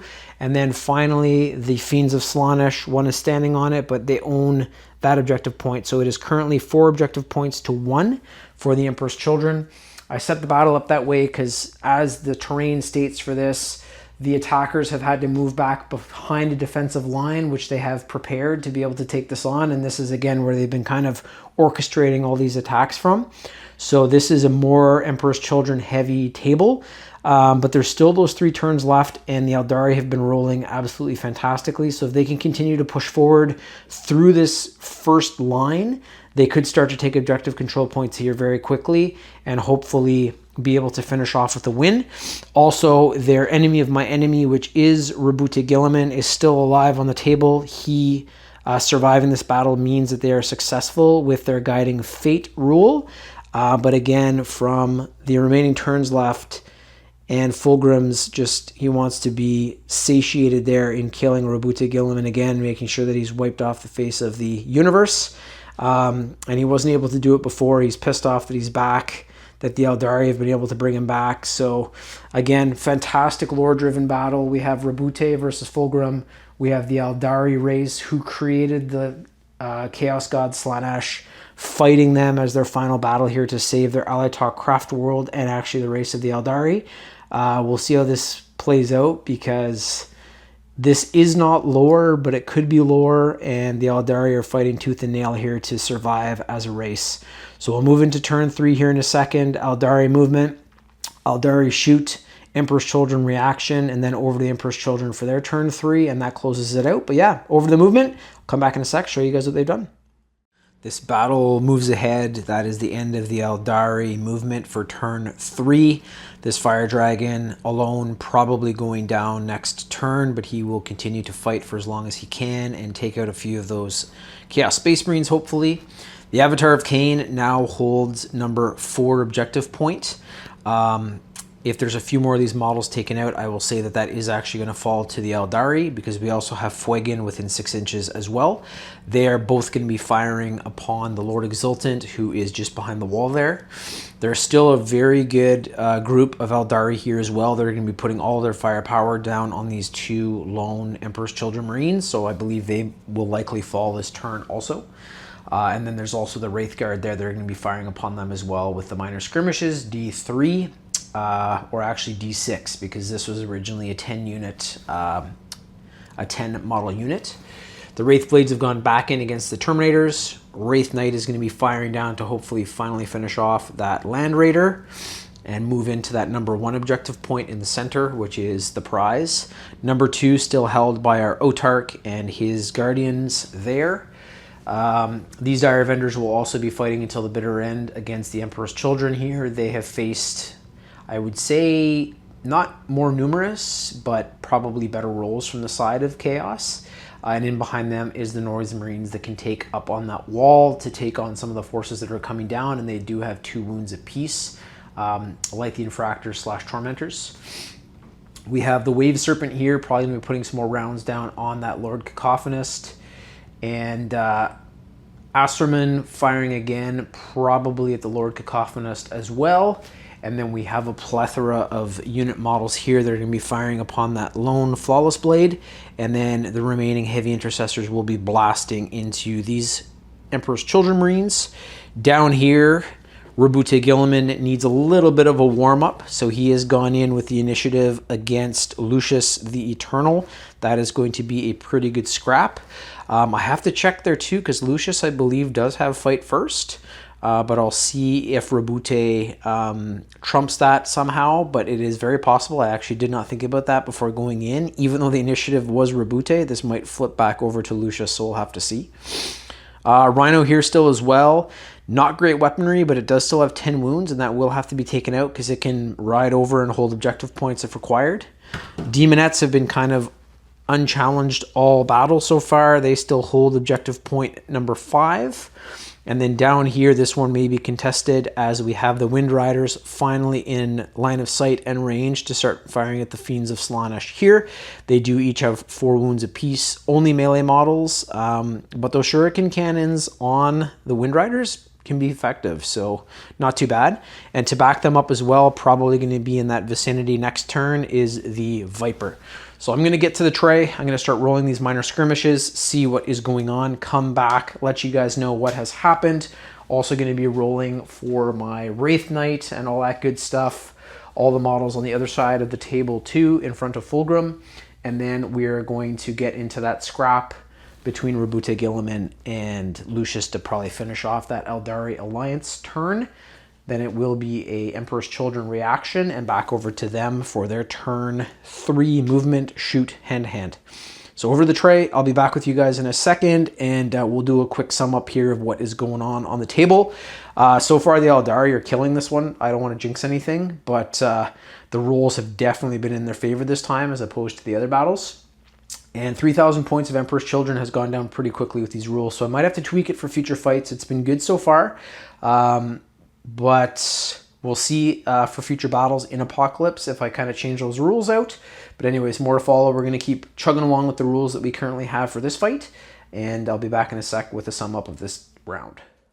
Was definitely thinking the Aeldari shoot was going to have more models killed there. But we will take what we can get. So the Fire Dragon was able to lessen this Emperor's Children Marine Squad. The Avatar of Cain busted up. There's a -1 right now to his hit roll because he is between 1 to 5 wounds. So he was not able to damage the Lord Exultant. Fuigan also was not able to do that. So even with the Seer Song profile that has more attacks, lower strength, I was not able to do any wounds. One good thing here, the Warp Spiders, Dark Reapers, and Guardian Defenders were able to fire in and finish off those Emperor's Children, so that is a kill tally point for the Aeldari for this turn. Over here, hand-to-hand combat went down between the Wraithblades and the Terminators. One of the Terminators lost 2 wounds, so there are still 3 with 3 full wounds, 1 with 1 wound, and that continues to just go back and forth. I actually did not do my Wraith Knight, so I'm going to do that, and I'll probably sum that up in the tray when we get over to Roboute and Lucius. Over here, too, we had a lot of units firing upon this Emperor's Children unit here, and there were a couple of models finished, but they still remain, so that is not a kill tally point. Also, we had the Wave Serpent and Acerman here fire upon the Lord Cacophonist. Quite a good toughness on him, and they were able to wound, but he still has 2 wounds remaining, so still in the fight, and another kill tally point that was not taken. Last but not least, over here, we had the other Dire Avenger unit on the right here of Acerman fire into the Flawless Blade, as did the Victrix Honor Guard. They were able to strip a wound apiece, but the Flawless Blade still has 1 wound remaining, and those Dire Avengers are looking pretty yummy. I think he probably wants to rub their headdress somewhere on his body, so he's going to probably run into hand-to-hand combat with them next. I don't know, that's ridiculous. Heavy Intercessors here fired into the Emperor's Children unit. They were able to kill quite a few actually, so it was, I think it was a 6 roll, so that's 3 wounds in total, which removed some models. We are going to be getting to this one in just a second, which should be a really good bout. I still have to check to see if Lucius has the fight first, but we'll get to that in a second. And then over here, not so much luck with the Wind Riders. They actually got pretty good rolls, but these Fiends are pretty strong, and they have those 4 wounds apiece. No wounds delivered here, and the Viper is just outside of the line of sight, but next turn it will be in there. I forget how far these things move, though, but those Wind Riders are also looking pretty delicious to them, and they can engage them in hand-to-hand combat if that is within range, so that might not be good for the Wind Riders next turn, or if I want that as my reaction. So we'll see how it goes. I am going to do the Wraith Knight now against the Land Raider. Forgot to do that, so I will let you guys know how that goes when we get to the tray, and then it will be the fight between Roboute Guilliman and Lucius. And even though Roboute did have the initiative there and kind of attacked first, I'm not sure if he actually has the fight first capability. So I have to look at Lucius again because I have not seen that rule for a little bit. But over to the tray, and we'll get that one sorted. Just concluded the roll-off there for the Wraith Knight on the Land Raider. All the weapons did not function for it, so I actually got a pretty good roll. I was stoked with the D3 of the Heavy Wraith Cannon, and it did not hit and the star cannons on its back also did not hit. So that was not fun. I also just saw the scatter shield there. I hope I've been using that when the Land Raiders were firing upon it. I think I was. It's got an invulnerable save. It still has tons of wounds, so I think it should be okay. But I have to consider that next time. And just like chess, I've taken my hand off the piece there in previous moves. Can't go back and add those wounds back. I was reading Lucius's profile here. So this is Lucius the Eternal. He is one of the captains of the Emperor's Children from the Horus Heresy 30k days. And he is now probably one of the worst demons there is, or possessed. So once you kill him, you actually start to become him. So he is eternal because of that. So I was just reading here, Duelist's Hubris. At the start of the fight phase, if this model is not leading a unit, and he broke away from the Flawless Blades, until the end of the phase, it has the fight's first ability. So this is the start of the fight's phase. Even though it is on the side of the Ultramarines, this, from what I'm reading, is going to be Lucius's first attack. So he is such a quick and good swordsman that even Roboute Guilliman has kind of strode in thinking that he could land the Emperor's sword on his head, and Lucius is already parrying and getting ready to do some fencing techniques on the Ultramarines Primarch. So there are two profiles here. And these are both, they're not extra, and he only has melee weapons. So he is a melee model through and through. Some of you don't want to mess with, and we're going to see what he can actually do to Roboute here. So even though Roboute had the initiative, this is going to be going to Lucius first. He has the Blade of the Lair, and he has the Lash of Torment. So I'm going to start with the Blade of the Lair. It is 6 attacks, hitting on a 2+. A lot of those fell off. That is good. Can't reroll or anything. So strength 8 versus toughness 9. You need 5s to wound here. And I was talking him up big time, but these rolls have not been in the favor of the Emperor's Children this time. So it's almost like those old Aeldari gods are looking down on them to make sure that they are able to continue as a race. None of those have hit from the Blade of Lair. We now move over to the Lash of Torment. So this is 10 attacks, much lower strength, but just with the amount of these dice, it's possible one could get through. And then we're going to see if Roboute can cleave him in half. So let's do this. Melee, 10 attacks, Lash of Torment hitting on a 2+. So all through but 1. So all of those have hit. He is smacking the Armor of Fate that Roboute is wearing. This is a strength 4 versus toughness 9. It's going to be 6s to wound though. And we got 1 6 out of that. So it looks like the Emperor and the Aeldari gods are looking down upon Roboute to help these Aeldari fight. And the guiding fate, of course, is that Roboute has to survive this battle for the enemy of my enemy. So there is 1 attack through. That is a 6. We needed a 6. It is -1 to AP, and Roboute has a usual 2+ save, so this is going to be a 3+ save. And he was able to save it. So nothing has happened to him. It now flips over to Roboute. So we were, looking at Lucius trying to be really flashy with the sword. He is a damn good swordsman, but I guess not good enough against the Primarch. So here we go. This is going to be the Emperor's Sword. This is 14 attacks. This is his first, so he also has 2 attacks.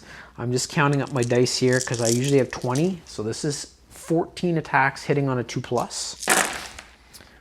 A lot of those fell off. So we're going to remove the 1s. As I always say, you'd think 2s would be easy to get, but not always. There's still a ton of attacks through though. It is strength 8 versus Lucius's toughness of 5. This is going to be 3s to wound. A couple more fell off. So those are all through 3+. It is a -3 to AP. I'm going to flip this over now for Lucius to save. He has a 4+ invulnerable, so he needs to make 4s here. And he was able to save a few. So these are all saved by Lucius. These are through. And that is 2, 4, 6 damage. 2, 4, 6. And that wipes Lucius off the table. He only has 6 wounds to begin with, so Roboute's warm-up was a success, and he has killed one of the captains of the Emperor's Children, who has been around for 10,000 plus years. So a very good start for that. That is also a kill tally point for the allies here, for the Aeldari and the Ultramarines. So they are currently leading 2-0 for this turn.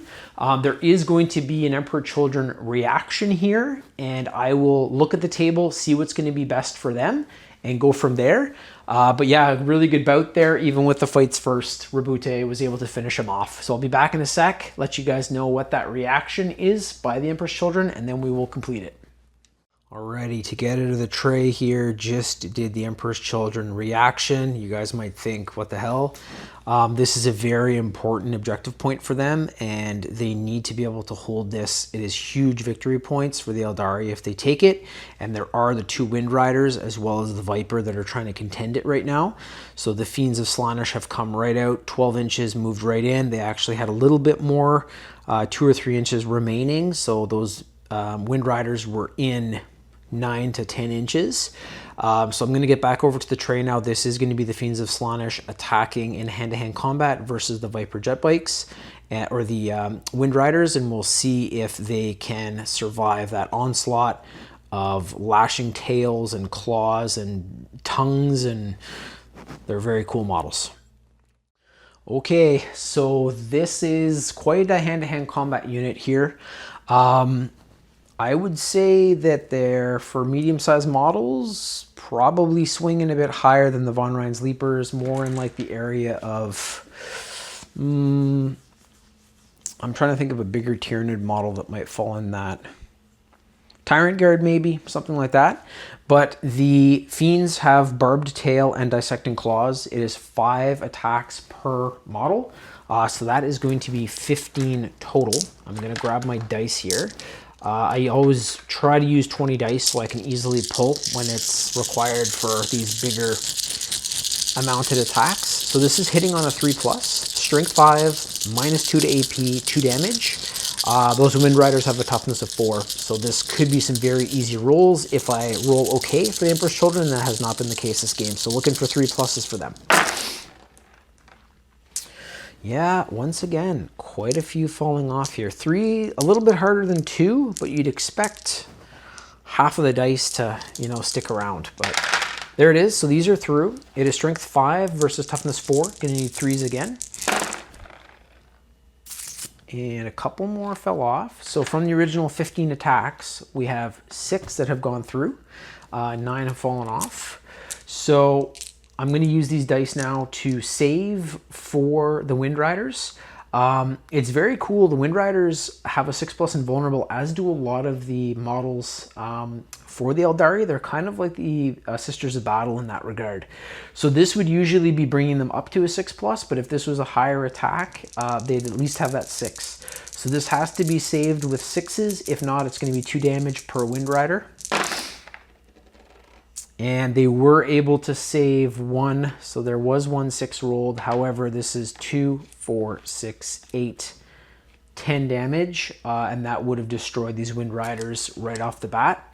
So I'm going to go over, I'm going to remove those Wind Rider models. That is a kill tally point for the Emperor's Children during this turn and during their reaction. This was another reason why I did this for them. I had a pretty good feeling the Fiends would probably take those Wind Riders out. So they have protected their objective control with that reaction, and they have taken out a unit to give them a kill tally point. Now it flips back over to the Emperor's Children, and they might be getting a lot more kill tally points here, considering how many units or how many members are left in units. Like I'm looking at the Dire Avengers on the table. I'm looking at the Fire Dragon that's remaining. Those Terminators want to get into it again with the Wraithblade. So I'll do the move. I'm going to definitely be playing hard here for the Emperor's Children. And I want to make sure that if those Land Raiders, they probably will be firing upon the Wraith Knight again. I'm using that Wraith Knight's Scatter Shield on its arm, or Shatter Shield, I forget what it's called, and making sure that we're using that 4+ invulnerable, because I have a feeling earlier on we might not have used that, and it might have taken some damage even though it's saved. So I want to make sure we're playing fair for both sides. But yeah, I'll do the Emperor's Children move, come right back, sum everything up for you guys, and then we'll get to the shoots, any hand-to-hand, and then flip it back over to the Emperor or to the Aeldari for their reaction to finish off turn number 3. We'll start from this side because something's going on the far side there that might not end up well for a few reasons. So the Emperor's Children, still in somewhat of a cover there, are going to be putting all that firepower down on the Fire Dragon once again. I don't know if he's going to, well, he can't survive. He's got 1 wound left. So this is probably going to be a kill tally point for the Emperor's Children, because even with a D3 roll, the worst you can roll is 1, so he will be finished off. Over here, we are going to have that Lord Exultant firing upon Fulgrim. Nothing left here to be fired upon by him, as the character models cannot fire upon peon models. Terminator's back into it again with the Wraith Blades. That has just been a back and forth all battles. That'll be a minor skirmish D3 roll. Over here, these Dire Avengers I'm worried about as well. They are going to have those Emperor's Children firing upon them. And then behind, if for some reason those Dire Avengers survive, the Noise Marines will be taking the place of those Emperor's Children or joining them to be able to fire down. The Lord Cacophonist will be either firing upon the Wave Serpent or Asserman, trying to get whatever kill we can. Asserman has 5 wounds, the Wave Serpent has 13, so I'll probably be putting that on Asserman, but I will check everything out before I do that. The Flawless Blade did not lock into hand-to-hand combat because he does have a bolt pistol, and that allows him to fire upon those Dire Avengers as well as the Noise Marines behind. So that's going to be 2 D3 rolls coming down on them. Over here, we have the Heavy Intercessors that are going to be fired upon again by the Emperor's Children in cover behind the wall here. And this is what I was talking about at the start. Fulgrim has had enough. He wants to finish what he started 10,000 years ago. Thought that he'd finish Roboute Guilliman off for good. Roboute was brought back from stasis. He is staring at him once again. I would not put it past Roboute that this will be a good fight, but Roboute is not the Lion. That is saying a lot. The Lion has actually taken Fulgrim, I believe, in one of my previous playlist battles where I had kind of heavyweights going at each other. I think he fought Fulgrim, and I'm pretty sure he won. So we're going to see how this goes. It is definitely going to be Fulgrim's initiative here, so he will be starting the attacks. Roboute is also the guiding fate for this battle, so that is enemy of my enemy. So if he is killed here, that is a failure for the guiding fate of the Aeldari, meaning that a Farseer or Spirit Seer saw that Roboute was going to be a huge piece for the Aeldari race in the future, and if he goes down, that fate is kind of broken. So we'll see what happens. Over here, the Rhino has moved back to help control this objective point. It's got a little bit of firepower there with the Storm Bolter or Combi Bolter. It's actually not on the model, but it does have that profile. And then the Demonettes, not touched still, are holding down that objective. The Fiends of Slaanesh have moved back in behind the buildings here to be out of line of sight from the Viper jet bike. You can't even see it behind the wall there. It's just above. There he is. So if you bring this down, they are pretty well protected.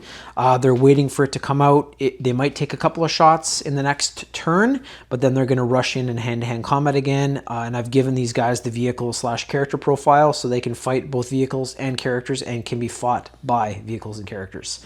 So that is it. I'm going to move to the tray, start rolling my D3s, D6s if required, filling you guys what's going on with all the kills from those rolls, and then we're going to get into this epic fight between Roboute and Fulgrim. There are the 2 models. Craziness.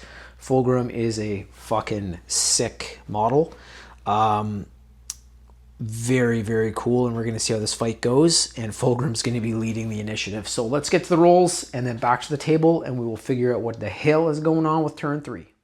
So that was a phenomenal roll and turn by the Emperor's Children.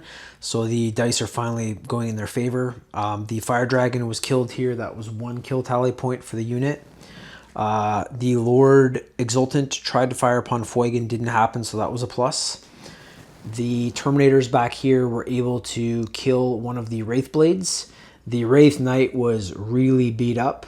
Even with that Scatter Shield 4+ invulnerable, he went from 12 wounds down to 6. Some very good rolls by the Soul Shatter Las Cannons and Heavy Bolter Arrays on both of those Land Raiders.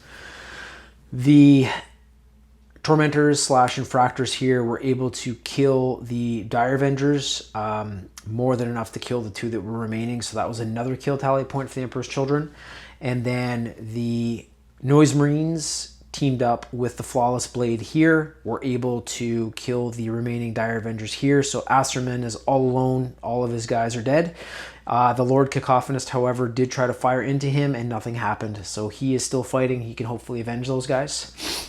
Over on this side, we had the Emperor's Children Marines that are in behind cover here take a shot at the Intercessor, Heavy Intercessor at the top of that line. He is down to 2 wounds from 3, but they're still fighting. It is now time for this epic bout. Fulgrim will have the initiative, so he will be rolling first with all of his abilities. And then if Roboute is still alive, he will be able to counterattack.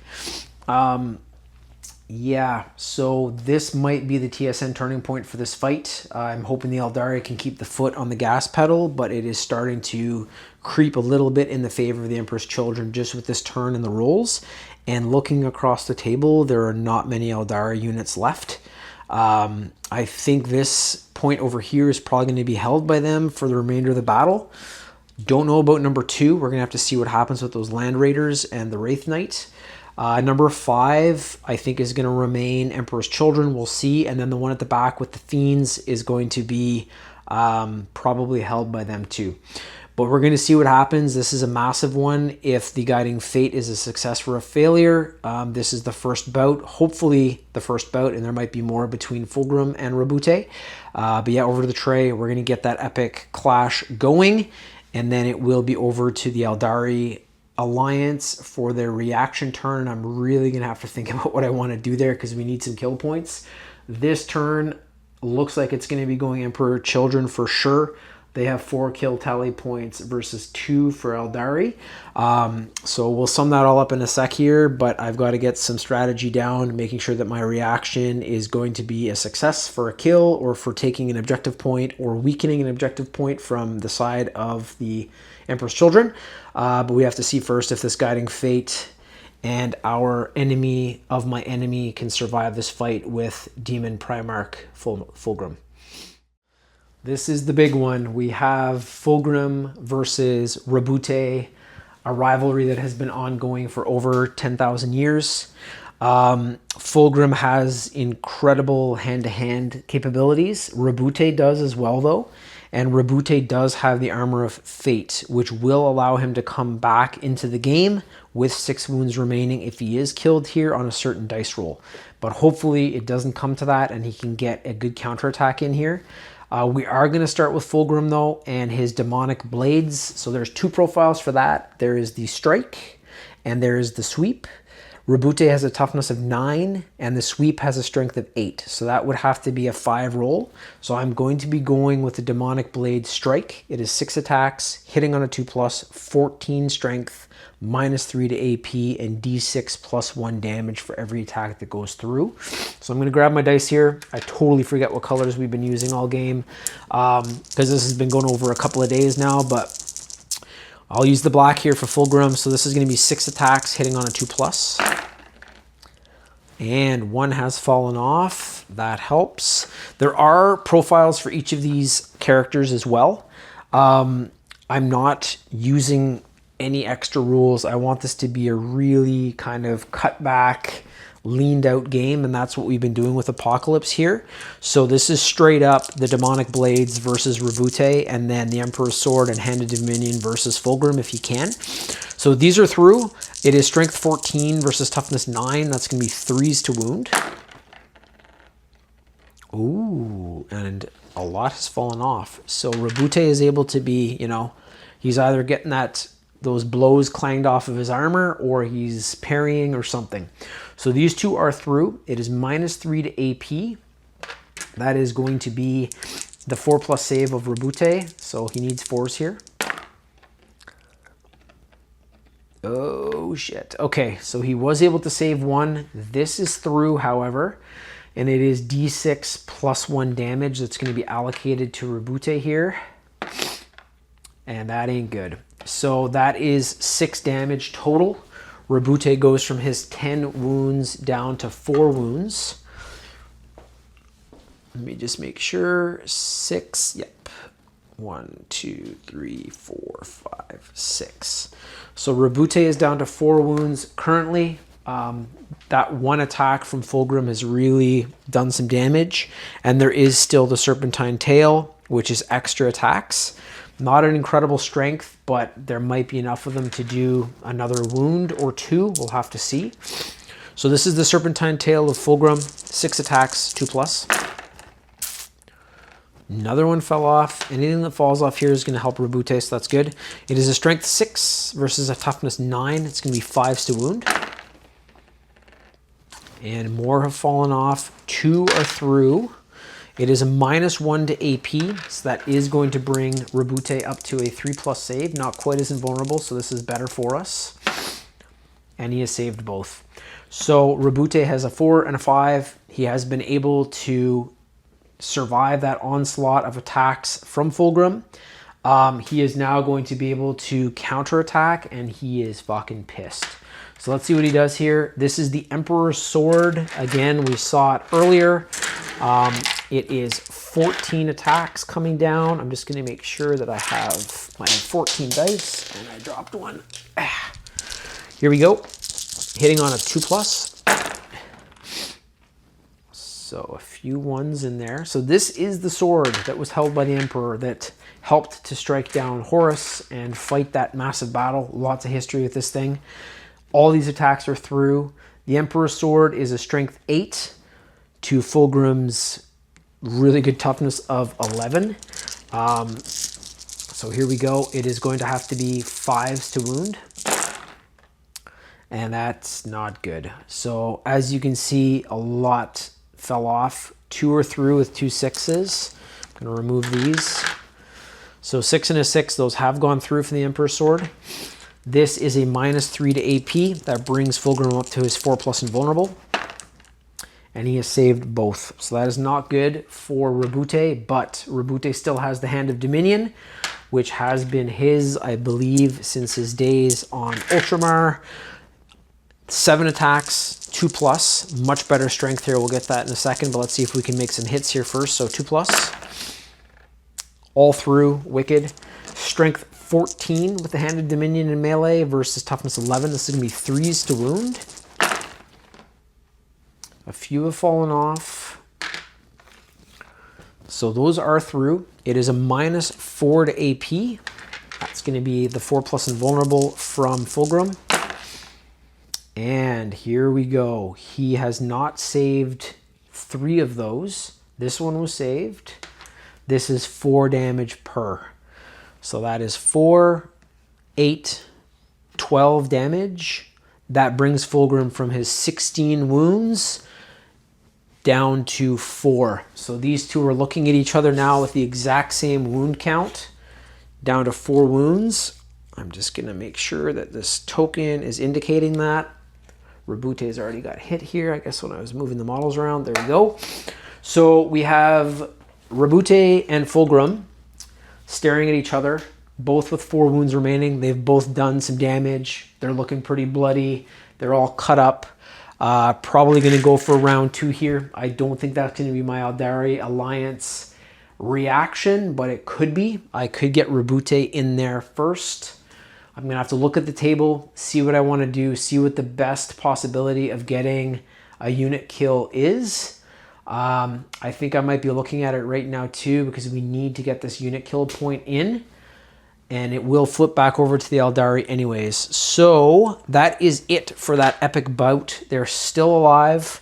The only thing is Roboute does have a possibility to come back from death because of the Armor of Fate, whereas Fulgrim is going to not be killed, but he'll be sent back to the Warp to fight another day, and he will no longer be able to keep his solid form on this battlefield. So back over to the Aeldari for their reaction. I will decide that in a second, come back and let you guys know what is up. You guys out of the tray and kind of let you know what I'm thinking of here. So there's a few that could be possible kills. I have to kind of go with my gut here because the rolls have been here and there. The Wraith Knight could fire upon that Land Raider. It has 4 wounds left, but I need that Wraith Knight to actually shoot and to hit and to wound, which it has not been doing very well this battle, so I don't think I'm going to do that. Finnigan and the Avatar of Cain have not been rolling great either. The Lord Exultant has 5 wounds left. I think it's a lot to chip away at, and it will be flipping back to them, so I might do that next turn. Big thing here is this turn is going to be lost to Aeldari via the kill tally, so I think I need to take out a big model. I was thinking of the Wave Serpent maybe firing upon the Lord Cacophonist, but it's flipping back over to them. He only has 2 wounds left. I might be able to do that with their next turn, and I think I can. So I think we're going to go right back to the tray. Roboute is pissed. He knows that Fulgrim is on the ropes. He has the ability to come back to life if so needed. He is going to go in at Fulgrim with those 4 wounds left, this time taking the initiative. I checked, and Fulgrim does not have fights first, so this will be Roboute's initiative. We're going to go right back to the tray, this time starting with Roboute, and he's going to hopefully send Fulgrim back to the warp to lick his wounds. This could go really well, or it could go really bad. Roboute needs to finish him off here. If I can do that as well during the Aeldari reaction, having a full turn from them next will be phenomenal. So fingers crossed we can do this. I'm going to start again with the Emperor's Sword. So I'm going to grab my 14 dice. Didn't roll great last time. I'm hoping we can maybe make up for it here. That's not a roll, it fell out. Hitting on a 2+.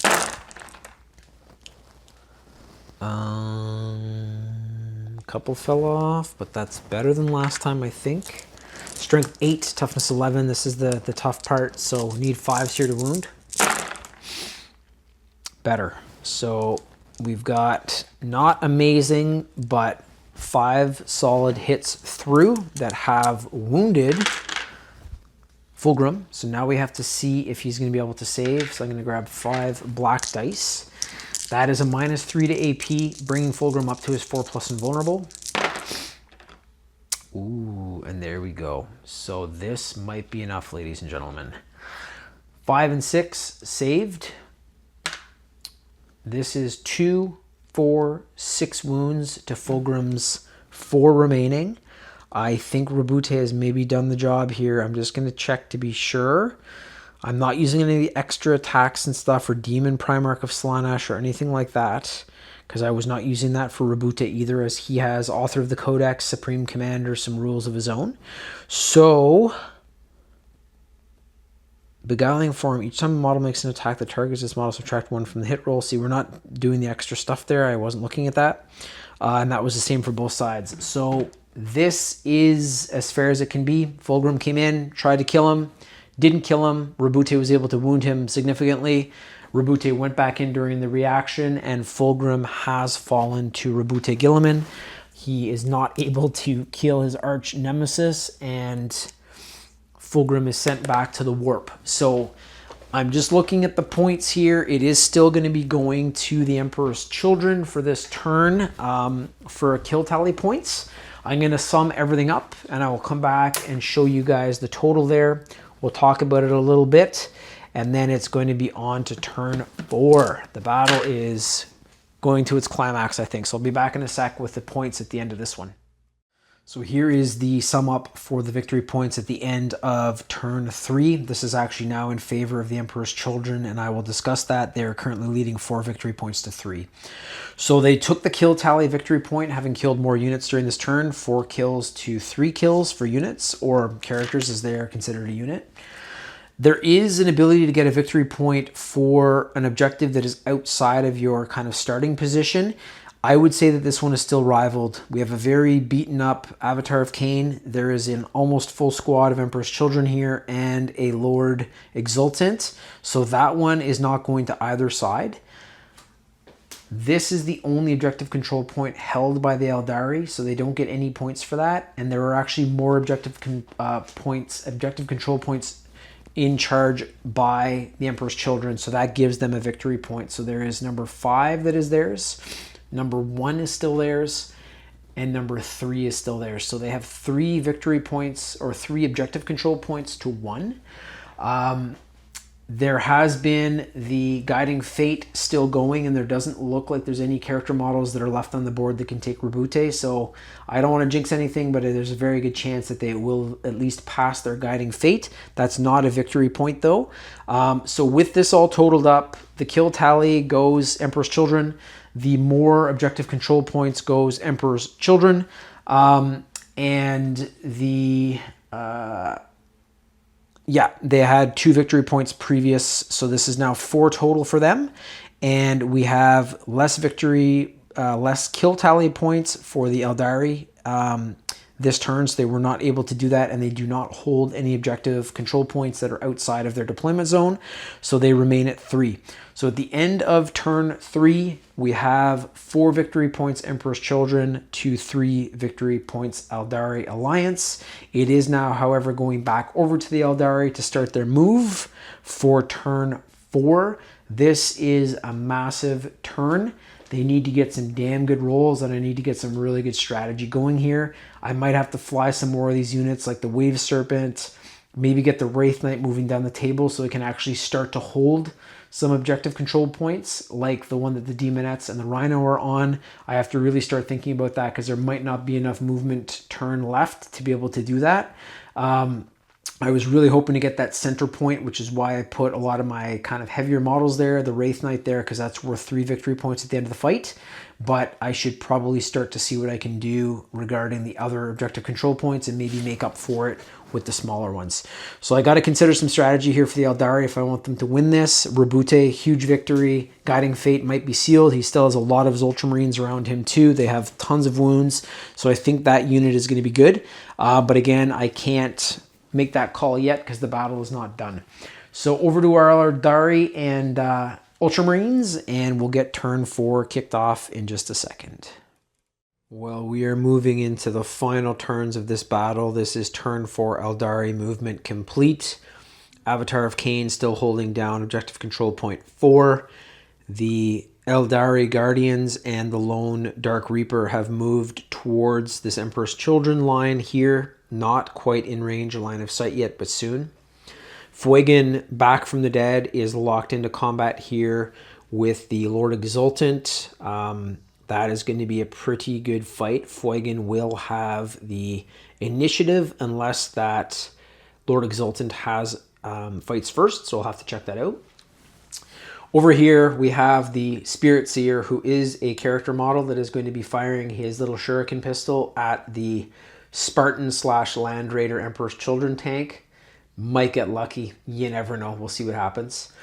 I did the flicker jump, which is the ability the warp spiders have. So they travel through the warp a total of 24 inches. After making that movement, you have to roll a d6. And if there are 1s rolled, it is 1 mortal wound per model. There were 2 that were lost to the warp with the flicker jump, so very, very fast, probably the fastest infantry unit in all of Warhammer 40k, but there is a price to that as you can get lost in the warp. So 2 of them did not make it through to the other side, but they have locked into hand-to-hand combat with these Emperor's Children Terminators. The Wraith Blades and the Wraith Guard have done that as well, and I'm hoping to kill a few of those models and lessen that number around objective control point 1. The Aeldari have been fighting on this wall for a long time against the Emperor's Children, and they needed to make a push here as there's only 1 more move after this, at least a full move for them. Wraith Knight, same deal, going to be firing at that pink Land Raider at the back. The Storm Guardians have moved in. They're going to be using their shuriken pistols on the Emperor's Children here, hoping for a good roll there as well to possibly wipe them out. If I get a 6 roll, that is going to be cut. Actually, no, this is a unit of 10, so that would be those 3 models dead. There are still the Noise Marines in behind, but that would be incredible. Get us a kill tally point. The Autarch, who is their leader, is staying with objective control point 2.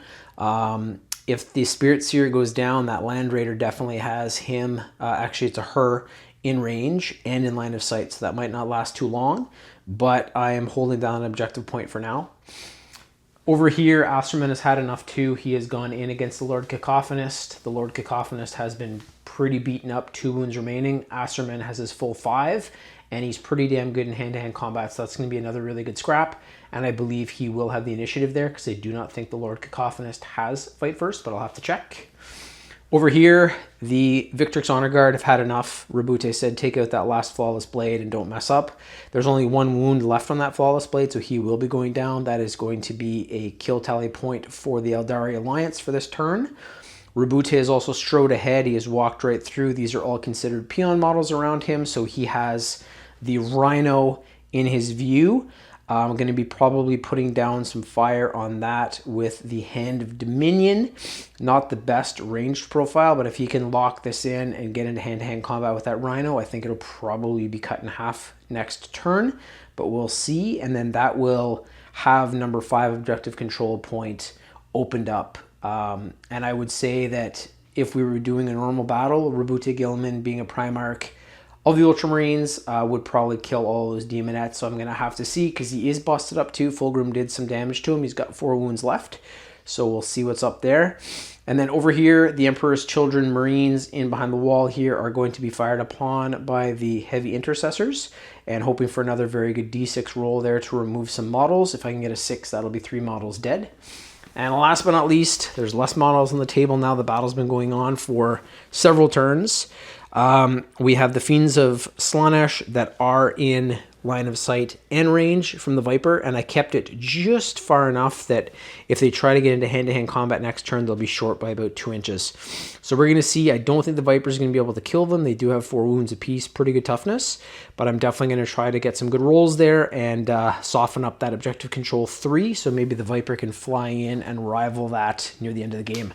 So I'm going to go over to the tray, start rolling my minor skirmishes, D3s and D6s, and then we're going to get into the tray for the Asserman Lord Cacophonist fight and the Fuegan and Lord Exultant fight. Should be really good. Avatar of Cain, I guess I could have put him in there to fight to help out Fuegan, but he needs to hold down that number 4, and he's also wounded with 4 wounds remaining. So yeah, we'll see how this turn goes. I'll come back, sum everything up. Then we will have the Emperor's Children reaction to finish off the Aeldari Alliance turn, and then it will be over to them for their next moves. And I'll have to get some strategy going for them, because this battle is pretty close. Looking at the models that remain, very, very similar wounds, similar models facing off against each other, so I think it's going to come right down to the wire. But over the tray, we'll get this one going. Alrighty, so let's sum up the shoot there. Terrible, terrible rolls for the Aeldari and the Ultramarines. Probably the most ones I have rolled in a long time. We will start from the right side of the table here and move to the left. So Roboute Guilliman fired with the Hand of Dominion upon the Rhino. Snake Eyes, nothing happened. The Rhino was fine. Down here, Heavy Intercessors, they have a D6 roll because this unit was 10 plus. They rolled a 1. And one of the models was, it was a 3, so 1.5, 2 wounds total, so 1 model was removed. Down here, there was a kill tally point that was taken by the Victrix Honor Guard, killing that Flawless Blade, but the Flawless Blade had 1 wound left, so no matter what, that D3 was going to have that thing eliminated, so that is at least 1 kill tally. Still going to wait out, hoping maybe the hand-to-hand will be better for Asserman and Fuegan, but we'll see. The Eldar Guardians fired in. Nothing happened to the Emperor's Children. These guys will not go. The Wraith Knight too. If you guys watch my Astra Militarum narrative crusade, I spoke very poorly about Sentinels. They do not have a very good role. They don't have many weapons. The Wraith Knight, I don't want to say is that bad, but for a model that is so expensive point-wise, I should have maybe given it a different weapon loadout. Maybe should have made it a melee model. But this thing has not been able to do much. The first couple battles, it did okay. It went down very quickly. So if you guys are thinking of fielding a Wraith Knight, I don't know. If you get good rolls, you're good to go, but I have not had luck with this thing. It did fire into this Land Raider. This Land Raider will not die. It has 2 wounds remaining. The Wraith Knight with its Wraith Cannon and the double star cannons on its back were only able to remove 2 wounds. If this thing can fire with everything, you're up to like, I don't know, 18, 20 wounds if everything rolls well. But that has not been the case yet for this thing, and there's just not enough weaponry on it to be able to do it. Maybe I should stride this thing into hand-to-hand combat, give it a shot that way, but its hand-to-hand isn't great either. So I've learned that about the Wraith Knight. Down here, another very poor bout of rolls. We had the Warp Spiders, the Wraith Blades, and the Wraith Guard attacking. The Terminators are in hand-to-hand. They were able to kill one model and wound another, so not the worst, but those Terminators are also still staying, and that objective point is definitely still Emperor's Children, because there is still a full Land Raider here with its wounds. Oh yes, and also there wasn't much of a chance, but I tried. The Spirit Seer tried to penetrate, didn't work with a Shuriken Pistol, just bounced off that hull. But that center objective is worth 3 victory points, and currently Emperor's Children hold it, and I don't know if there's going to be enough for them to give it up by the end of the battle, so we will see. Over here, again, nothing was able to happen, not in range, not in line of sight. Fuigan and the Lord Exultant are just about to fight over in the tray, and then I will spin you guys around the back of the table here. The Viper also attempted to fire into the Fiends of Slaanesh. The missile launcher did not fire, or it did not wound, and then the Star Cannon was not able to do anything either. That was it for that, and they are still at 4 full wounds. They will also probably be moving in. I might use a reaction for them to get closer. We'll have to see how these fights go with Fuigan and Acerman. But currently, that was it. So that was kind of our big hope there to take some more kill tally points. We got 1 out of that round. I'm hoping that Fuigan and Acerman can add to that right now. So over to the tray, let's get these hand-to-hand combat bouts going and see if the Aeldari character models can make up for the peon forces underneath them. Alrighty, so let's get this going. This is Acerman, the oldest of the Phoenix Lords, fighting a Lord Cacophonist who has been altered greatly by the Emperor's Children, mainly probably Fabius Bile. I know Eidolon was also part of that. So this is a 10,000-year-old legionary captain of the Noise Marines fighting a Phoenix Lord. So it should be a good scrap.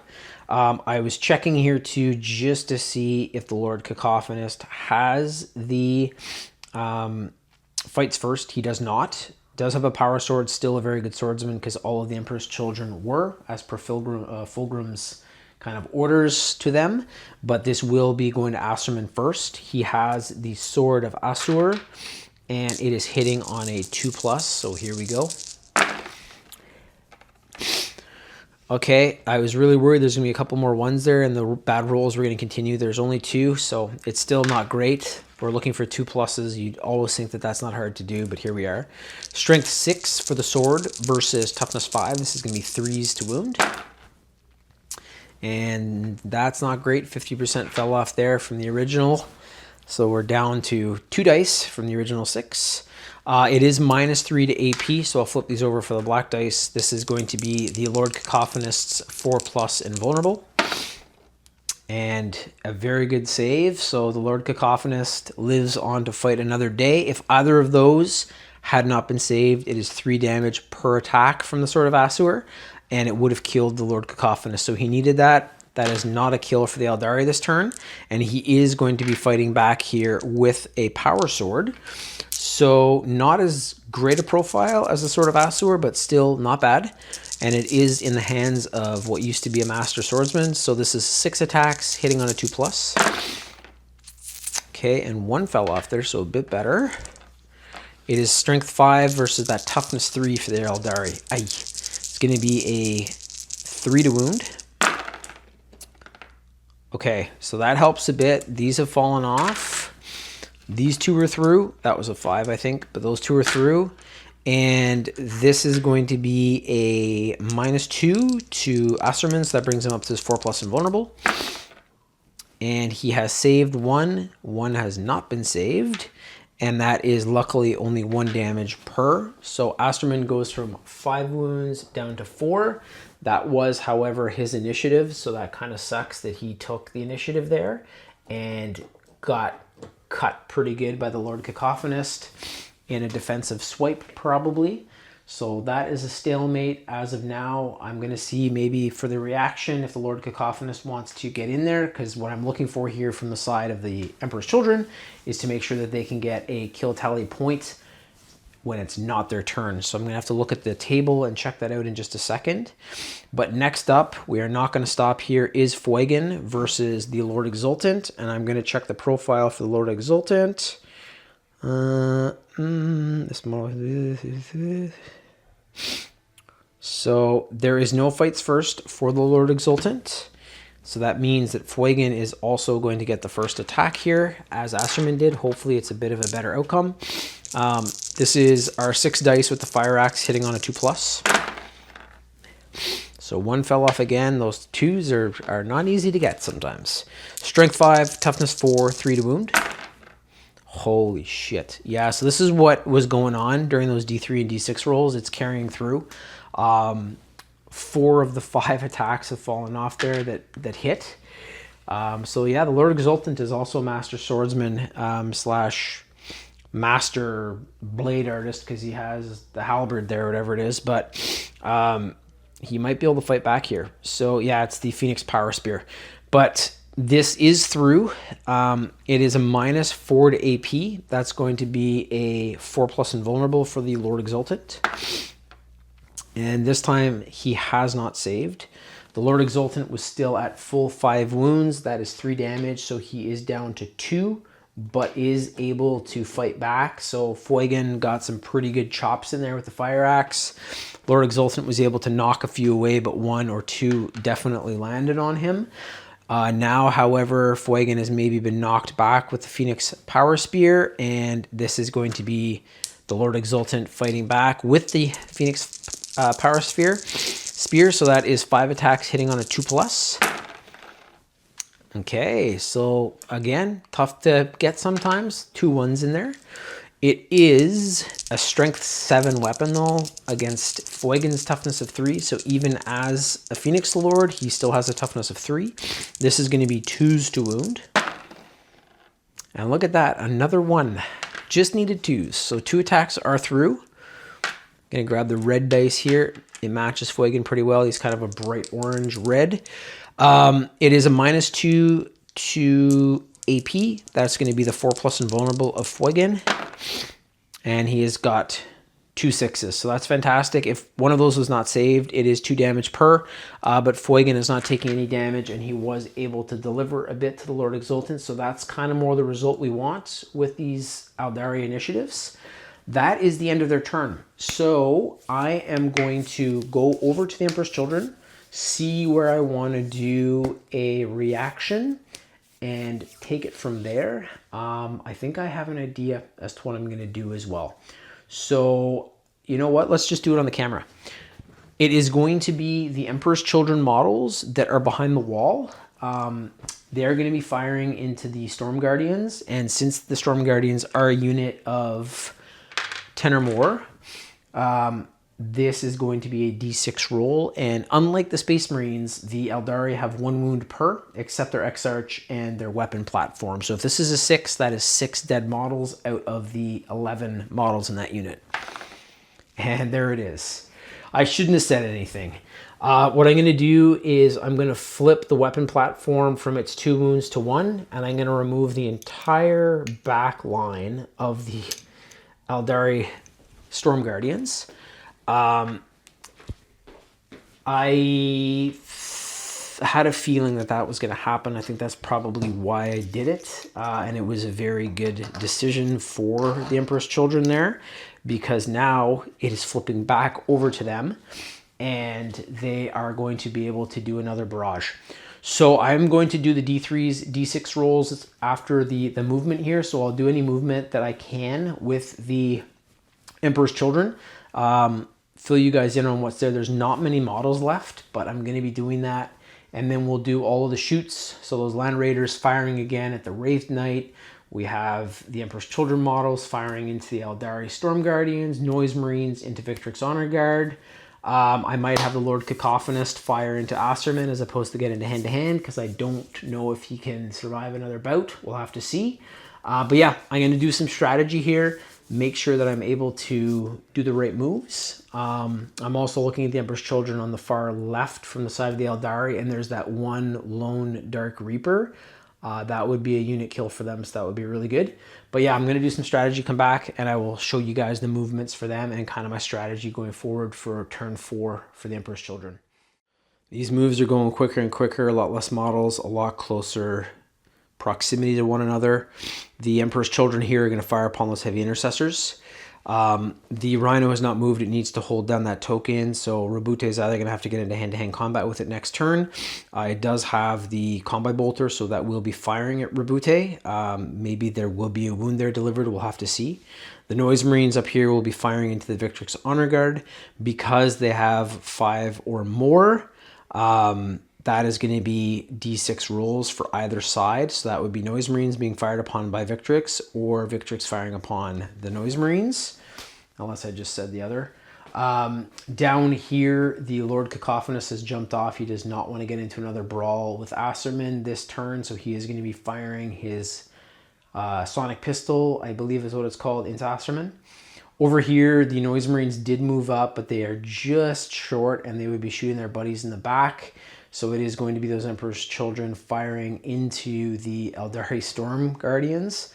And that is going to be a D6 roll, so they could actually go down this turn. We'll have to see. There might be 1 wound left there for the Exarch. Over here, the Terminators saw those Warp Spiders come through. They knew that a couple of their troops were killed in the Warp. They still had that sheen of Warp glow on them and said, we want to attack them. And they've gone into it with them. So not the remaining models here. It's just going to be the D3 roll of the Terminators versus the Warp Spiders. Both Land Raiders firing again into the Wraith Knight. It's got 6 wounds left. It's going to have to survive the Soul Shatter Las Cannon's heavy bolter arrays, so it might be very tricky. Same thing here. They're not stupid. The Lord Exultant has moved back. He's going to be firing his Plasma Pistol at Fuigan. And these Emperor's Children have jumped out. They know that there's a chance they could be killed, but they do see a lone Dark Reaper that is definitely within range, in line of sight. So they're going to try to get a kill tally, of course, for the Emperor's Children, because they know that that's what's required for this battle. Our Avatar of Cain still stands firm on that number 4. I think it's going to be very difficult to remove him. There's no character models over here other than the Lord Exultant, and he is tied up with Fuigan right now. So I think that's going to stay with Aeldari till the end of the battle, but we will see. If the Land Raiders can kill the Wraith Knight, they can then turn their Soul Shatter Las Cannons onto the Avatar of Cain. So I'm going to go to the tray, do my D3s, D6s. Don't know if I'm going to actually roll any of those in the tray. There's no hand-to-hand. That's kind of the big pivotal fights. But there's the Lord Cacophonous firing at Asserman and the Lord Exultant firing at Fuigan. So we'll see what happens there. And then I'll come back and sum up that entire shoot phase for them.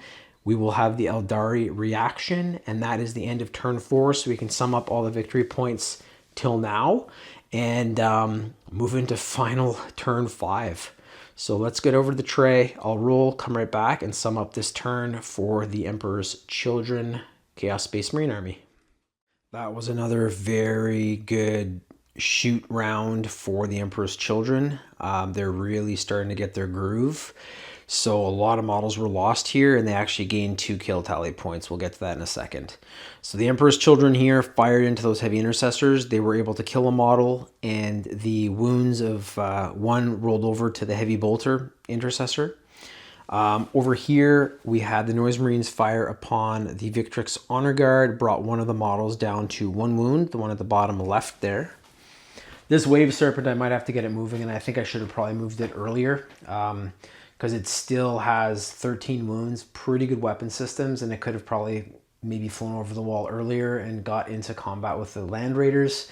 Mistake on my part. I was thinking of maybe keeping it around to be able to transport models around the board, because if it gets too far away, I wouldn't be able to do that.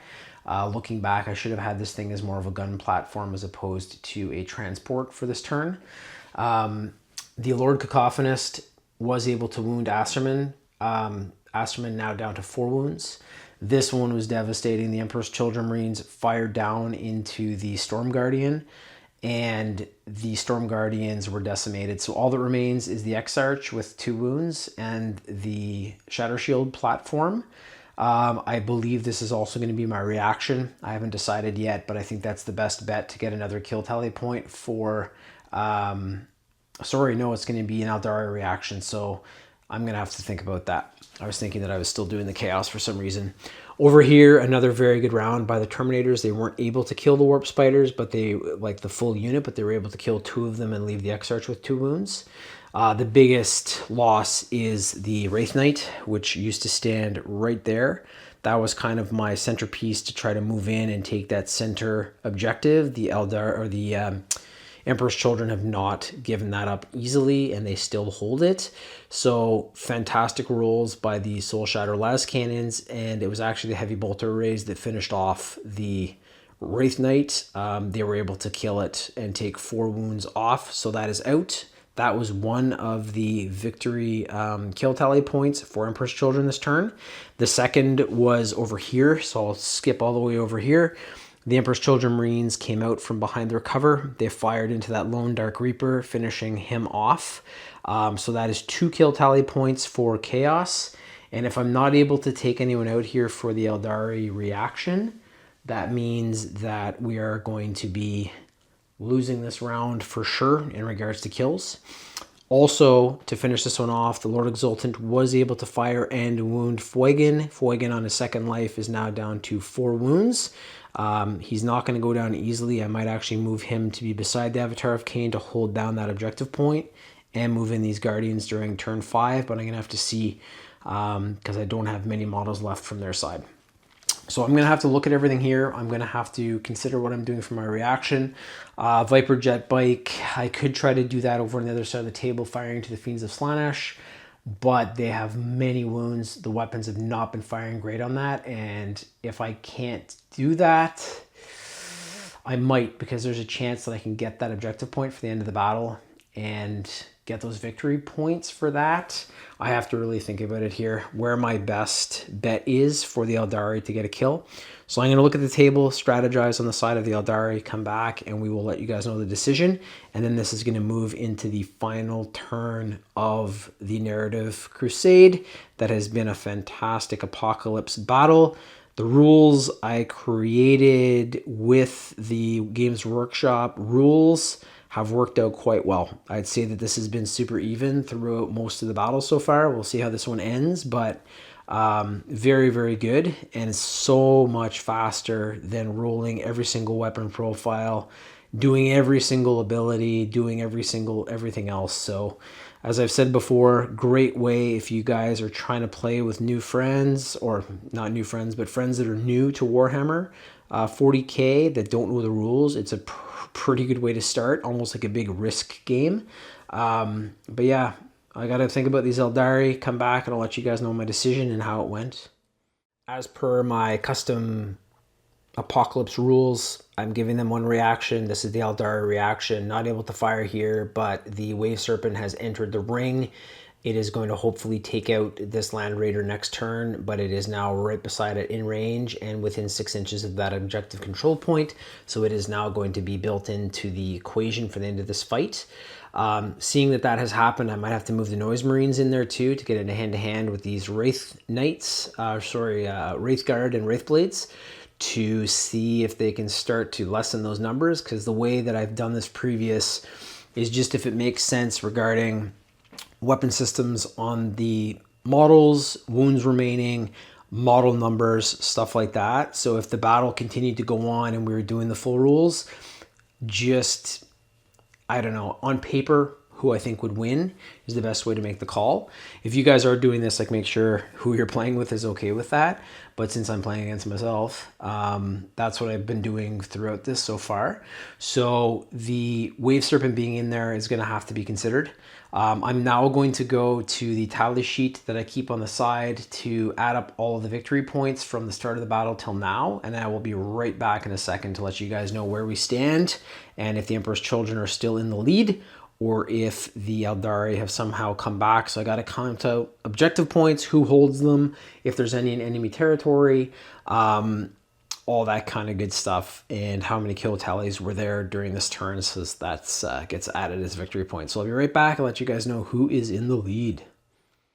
The victory point tally is in for the end of turn 4, right before we're moving into the 5th and final turn here for the Aeldari.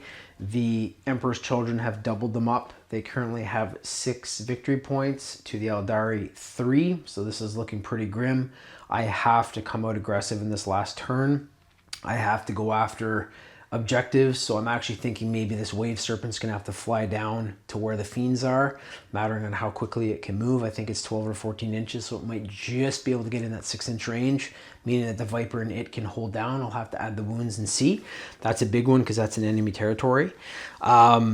But yeah, so what happened there, the kill tally points went to the Emperor's Children. The Emperor's Children also hold more objective control points at the end of the turn. So the Aeldari got no points, and the Emperor's Children actually got 2 points from their previous turn. So that is now 6-3. So if I want to have an Aeldari victory here, I have to make sure that we get those kill tally points and start taking objectives during this turn. I should have been more aggressive from the start. I was just mentioning there with the Wave Serpent last turn, I could have actually probably had the Ultramarines push down the field harder, take on the Demonettes, have Roboute Guilliman take out this Rhino. He was tied up with both Lucius and Fulgrim, sent them both back to the warp. But I could have played more aggressive, and they're not the most aggressive force because of that toughness, but they are fast and they have pretty good weapons for the characters. But yeah, we'll see. The battle's not over going into the final turn, so we are going to have the Aeldari turn 5 move, shoot any hand-to-hand combat, Emperor's Children reaction, over to the Emperor's Children for their move, their shoot, any hand-to-hand combat, and then there will be that final Aeldari reaction to finish this game, and it's very possible that it might come down to that. So if there's something that's just out of range of an objective control token, I can maybe do an extra move to do that.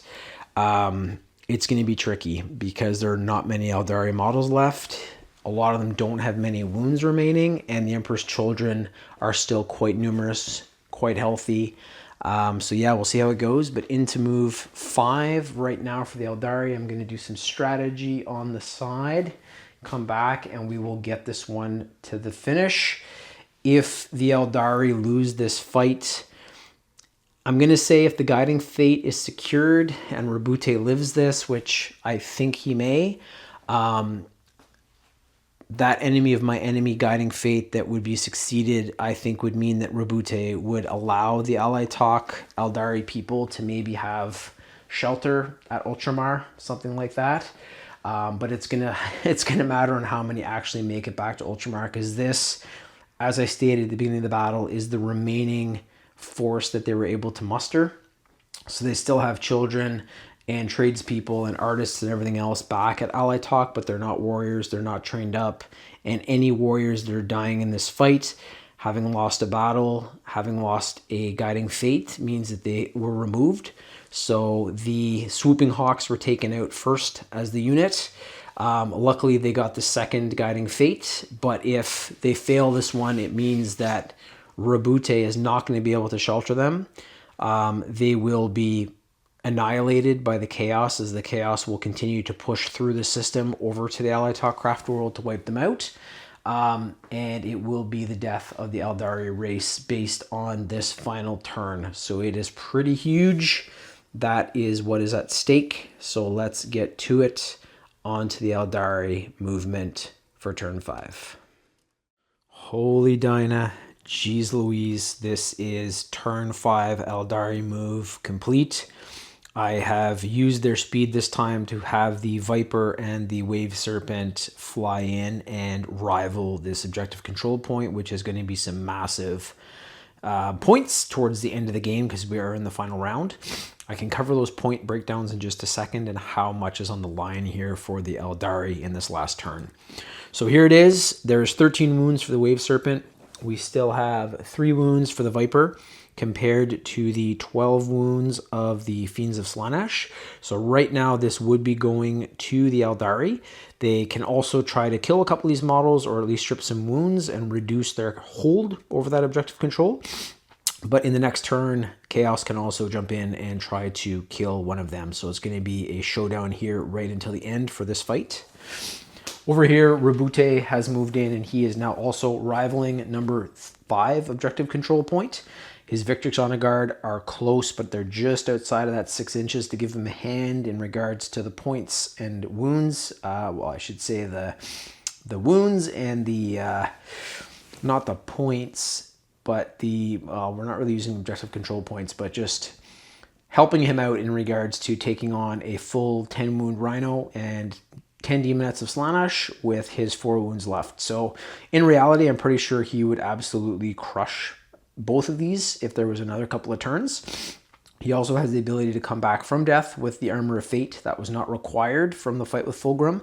So he is still on his first kind of wound or first life. You have to roll to bring him back anyways with the Armor of Fate, but right now he is still fresh and able to come back again if the roll is high enough. Over here, the Intercessors are just going to keep plugging away at these Emperor's Children Marines. Try to get a couple more kills there to just reduce the numbers. I don't think they can get a unit kill at this point, but just be nice to kill some chaos. Asurman has gone in with the Lord Cacophonist again to hopefully finish him off. The Lord Cacophonist has 2 wounds. We have Asurman with 4, so this could end badly, but we're trying to get kill tallies here for victory points in this last round, so I thought this was the best avenue for him. He does have the 2 Bloody Twins, which are his shuriken pistols, kind of on his gauntlet arms, but I want to get him in hand-to-hand, and I think that's probably a better gamble. Over here, the Noise Marines, as I said on the other side of the Victrix Honor Guard, are going to be shooting them, so they have kind of done a wheel, and they're in behind to try to put that on them. Our lone Guardian here with the Scatter Shield or Shatter Shield, I forget what it's called with the Guardian models, but he or she, I can't really tell, I think it's a he, is going to be firing at those Emperor's Children Marines on the other side of the wall. Might be able to kill 1, maybe 2 if super lucky, but he is probably going to go down next turn, which is going to be a kill tally for the Emperor's Children. Over here, same deal. Fuigan went in. He saw a weakened Lord Lord Exultant and went into hand-to-hand combat to finish him off with the Fire Axe. I'm really hoping that occurs. This fight that's been going on all battle for that middle token continues. Wraithblades, Warp Spider, Wraith Guardians are in there fighting the Terminators. The lone Farseer here is going to try to chip away at that Land Raider again with his little shuriken pistol. It failed last time. Maybe by some chance he'll get it into a viewport or a weapons port or something and get somebody inside to take a wound off that thing. And then he will probably be turned to dust, but we'll see what happens. My Avatar of Cain too has actually, if he's in range, can put his Wailing Doom range attack. It's not amazing, but on that Land Raider as well. So that is a possibility that could do some damage. And then down here, we do have the Aeldari Guardian unit that is facing off against these Emperor's Children. Objective control point 4 looks like it will stay Aeldari for the remainder of the fight, unless these guys get an absolutely crazy roll, and we'll count the wounds off if that occurs. So I'm going to go over the tray, do my usual D3, D6 rolls for the minor skirmishes, come back, sum that up, then we are going to get into this Asurman scrap with the Lord Cacophonist, and Fuigan scrap with the Lord Exultant, and let's see how these Aeldari can do in their turn. The other big one there is on the other side through these windows here, the Viper and the Wave Serpent versus those Fiends of Slaanesh. So I might start there since we did. I will come back in a second. We'll get that going. And our Autarch here holding down number 2. Yeah, he could also get wiped out by that Land Raider as well. So we'll have to see what happens. But right now it's Aeldari turn, so I'm going to be playing hard for them. And then it will flip over here in a second to the Chaos reaction. And then their full turn right after. Before we get to the Asurman, Lord Cacophonist, Fuigan, Lord Exultant fights, going to sum up the shoot there. Not a bad turn. Got 1 kill tally point. We'll cover that in a second. The Viper and the Wave Serpent fired in. They were able to kill one of the Fiends of Slaanesh, so that is great. That reduces their number, and this may flip over to the Aeldari as an objective control point that is actually in enemy territory, so worth a lot of victory points. But the Fiends still have a fight, and if they can take out the Viper, then that might be a little bit trickier. Over here, Roboute tried to fire upon the Rhino. Hand of Dominion range. not a great weapon. It's kind of like a heavy bolter, like strapped to the bottom of his power glove, just because of the size of him. But the rounds didn't fire, so he's probably kind of beaten up there, and maybe one of the slashes from Fulgrim smashed it up, so it's not working as well. He is still rivaling over objective point 5. And I was thinking too, like maybe I'll actually off camera to really see how this would go, like do the turn through. It would take a while. I'll have to see, because that would also be changing the rules that I said at the start of this. I've learned a lot though about Aeldari for this fight. I've used the Ultramarines quite a bit, so I'm pretty good with Space Marines, but with the Aeldari, I've learned how to use them a little bit better with this narrative crusade. Down here, we had the Heavy Intercessors kill one of the Emperor's Children models. That was great. The Victrix Honor Guard, not as great, but they were able to bring one of the Noise Marines down to a 1 wound. So they fired in there with the D3 or D6 attack, because there is 5+. And they did get the 1 wound there, because each of those models have 2. Over here, I was hoping so much that this lone Storm Guardian was going to be able to fire into the Emperor's Children and kill them all. There is still 1 left with 2 wounds, so a very good Valiant effort here. I think that this model is probably going to go down unless they roll super poorly, but we will see. A huge piece here, and this is where that kill tally point came in. Our Wraith Blades, Wraith Guardians, and that lone Warp Spider Exarch were able to finally wipe out those Terminators. So all 3 came in with D3 attacks. They were able to wipe out the wounds. Very good rolls. So I would say that this is now rivaled upon. And that is a Land Raider with only 4 wounds. And then this does have 16. So I'm going to have to count up all the wounds here. But each of these Eldar models have multi-wounds. And if this was a real fight, that Farseer or Spirit Seer in this case really, really soups them up. And dead models can come back. Like, we haven't really incorporated that, but you're able to bring back dead Wraith constructs because of the Spirit Seer. So the Spirit Seer is kind of a garbage model, but having him on the table just to be able to do that is pretty great. We're not using all those extra ability and special rules between characters and kind of the peon models, but I have to take that into consideration on paper when I'm going to be deciding who has that objective. And it is still possible that the Land Raider could blow away the Spirit Seer. So that is also something I have to think about. Finnigan and the Lord Exultant will be up in just a second here. And then the other Guardians here fired into this Emperor's Children Marine unit and were able to finish off another 1 or 2 models. So they're down to 4. And that objective control point 4 is still theirs. I also tried to fire with the Avatar of Cain. Again, not a great ranged model. I wasn't able to do anything against the Land Raider. It would have been nice to have chipped some wounds off, because then that would have been kind of brought into consideration for the fight over objective control point 1. But it's all good. So we're going to go to Finnigan and Asterman and see how they do in the tray right now. And then it is going to be the Emperor's Children reaction turn.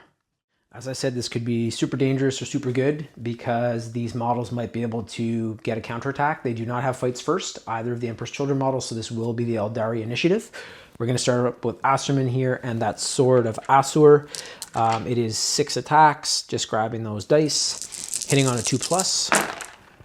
Finally, no 1s, thank God. Strength 6, toughness 5, 3s to wound. Oh, that wasn't good. 50% fell off. Oh well. Going to grab 3 save dice. That is -3 to AP. Would usually make a very tough save, but this Lord Cacophonous does have a 4+ invulnerable. And he has saved all of those attacks. So this is exactly what we didn't want to have happen. If you guys are cheering for the Aeldari race and hoping that they're going to survive this. It now flips back over to the Lord Cacophonous, because we are using those rules. So this is the Power Sword now. Not as good as the Sword of Asur, but still pretty good, especially against a toughness of 3, which is Asurman's toughness. So Power Sword, 6 attacks, hitting on a 2+. Couple 1s right off the bat, that's good. Strength 4, toughness 3, 3s to wound. Strength 5, toughness 3, 3s to wound. Did a dance, 1 more fell off. These are now going to be saved by Asurman. So that's a -2 to AP. That brings Asserman up to his 4+ save. 1 damage per, so he'll hopefully still be around here if all of these go through, but let's see. And he needed the 4. He got all of those as well. So that is a stalemate fight once again. It was worth a shot. That could have been a kill tally point. That would have been amazing for the Aeldari, but what can you do? I am going to do this live now. I'm going to bring up the Lord Exultant profile and Fuigan's on my app. Have these almost memorized, but I just want to make sure I'm not missing anything. So Fire Axe, 6 attacks, hitting on a 2+. All those through again, exactly what we want. Strength 5, Toughness 4, 3s to wound. God damn, 50% fell off again. Not getting lucky with those. So these 3 are through. It is going to be a -4 to AP usually, which would make this impossible for a normal Emperor's Children model to save, but the Lord Exultant has a 4+ invulnerable, so here we go. And ooh, let's see if it's enough. So these 2 definitely saved. This was not a 4, that is a 3. It is 3 damage per attack. The Lord Exultant had 2 wounds left, so he has been killed by Fuigan Ra, the Phoenix Lord of the Fire Dragons, and that is another kill tally point for the Aeldari. So they have 2 kills this turn. There was the Terminator unit and the Lord Exultant. That is it. I am going to look at the table, see what I want to do as the Emperor's Children counterattack here, and take it from there. And I'm going to have to plan this really well. Because the Emperor's Children need some kill tally points here too, and if they can steal one during the reaction, which they have been doing for most of the game, might be a very good outcome. So I'm going to check that out. I will let you guys know what I do and come back in just a second to let you know how that all went down. Well, shit, do you guys see where the Spirit Seer used to be? He was evaporated by the las cannons on this Land Raider. The Spirit Seer was able to actually do okay. There was 4 wounds delivered to his 3. The heavy bolter arrays did not get him. It was the Soul Shatter las cannons that did. So this is a kill tally point stolen by the Emperor's Children kind of during the Aeldari turn, since it was their reaction. And I have to take this into consideration for the end of the fight, because that Spirit Seer in normal games with the rules, as I said, can bring back Wraith constructs. In this case, we're not doing that. But I would have to consider that kind of if this battle continued on and if the rules had been there. So I'll be doing a count up there just to see what's going on at the end. But the Spirit Seer is dead. Kill tally point, Emperor's Children. And now it is flipping over to the Emperor's Children for their movement, their shoot, and any hand-to-hand combat that happens. Fuigan is also looking like a very good target for that Land Raider. Since these are peon models, they can't be fired upon by the vehicles, but there are the Noise Marines here that can fire upon them. This Emperor's Children model will be firing down at this Guardian, and I think that's all the effort I'm going to put on that. But I'm going to look at the table, strategize here from the side of the Emperor's Children, and add up all of the kill tally points and stuff thus far, and then we will get to the Emperor's Children turn, get that all done. One more very important reaction by the Aeldari. I have to think that one through immensely, because that will be their final thing of the game. And that can also be done by the Ultramarines. So time to do a lot of planning. I will come back, let you guys know the move, what my strategy is with the Emperor's Children, and we will go from there. When the strategy is in place, very quick moves now. There's not many models left on the table compared to that original. Each force has lost about half of its number. The Fiends of Slaanesh have gone in to try to finish off this Viper jet bike. Since this is character versus vehicle, or vehicle versus vehicle in this case, they can attack in hand-to-hand, and then the Viper can also attack back. The Wave Serpent here, however, has likely held this objective point because it still has 13 full wounds. The Viper might be gone, but these 2 together only have 8. And if this kept going back and forth, I believe the Wave Serpent would take them out. Over here, the Rhino is going to be firing upon Roboute. It's kind of the only thing over here that can do that. I might have to do a reaction with him after as the final turn for this game. Enemy of my enemy being the Guiding Fate, maybe can put that Emperor's Sword straight through the Rhino's hull, reduce its wounds, and then take number 5, because right now I'd say it's kind of being rivaled. It's a tank, 10 Demonettes of Slaanesh versus a very beat up Roboute. Down here, this is not really changed. Emperor's Children will be firing upon the heavy intercessors. The Noise Marines will also be firing upon them. The Victrix Honor Guard, way too high a bill to fill right now with all those wounds, so they are going to try to kill these 2 heavy intercessors and get a victory point for the Emperor's Children. Lord Cacophonous is going to do the same here, firing at Asurman. He's not going to go into hand-to-hand combat because he knows his power sword is weaker than that sword of Asur. He's been fighting him all game and he realizes that. So that Screamer pistol will be fired in and we will see what it does. I was planning on having this Emperor's Children lone kind of champion model here fire upon this gaggle of Aeldari, but instead he's going to try to get a victory point here too with he needs a 6 roll on the D3. Sorry, no, because they're a 10 unit originally, it can be anything on the D6. So that could be the end of that. Storm Guardian, another victory point for the Emperor's Children. It's not looking good right now for Aeldari. In here, these guys are just waiting to be fired upon by the Noise Marines. That is going to happen. Again, tons of wounds here. I don't think they're going to be able to wipe them out. The tanks can't fire upon them because they're peons, but both Land Raiders can fire upon poor Fulgrim. He has 4 wounds left on a second life. He cannot come back from this, so if he is killed, he's also the Warlord from an Aeldari force. If he is killed, that is a victory or a kill tally point as well for the Emperor's Children during their turn.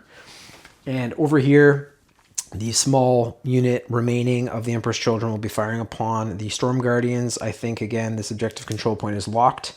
I was thinking of maybe having the Land Raider fire upon the Avatar of Cain, but it has that Molten form. It's got a higher toughness. I think it would be more difficult to kill it. And that objective point 4 would still remain just because of the amount of wounds and numbers here compared to Emperor's Children. So playing strategically for them, I have decided to put 2 tanks of Soul Shatter las cannons and the heavy bolter arrays on Fulgrim. Fingers crossed he can survive it. He does have an invulnerable save. He is a Phoenix Lord. We will see what he can do. Over the tray, I'm going to do all of the D3, D6 rolls. Then we will get into maybe some of the dramatic stuff. Or to speed this up, I might just let you guys know what's occurred. So over the tray, I'm going to get those rolling, come back and tell you guys the fate of the Aeldari at the end of the Emperor's Children turn, how many kill tally points they got. And then we will move it over to the Aeldari and the Ultramarines for their final reaction to end this Aeldari Apocalypse narrative crusade. Phoenix Lord or not, Fulgrim, the warlord of the Aeldari, has been killed in this final battle. He could not survive the onslaught of 2 fully charged up Land Raiders.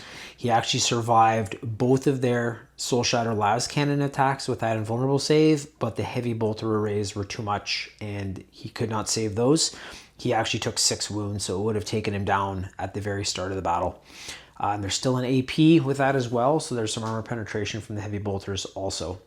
A lot of points were actually taken by the Emperor's Children there for kills, so the Emperor's Children model here was a good call. He was able to finish off the lone Storm Guardian and the Scatter Shield platform. Not great.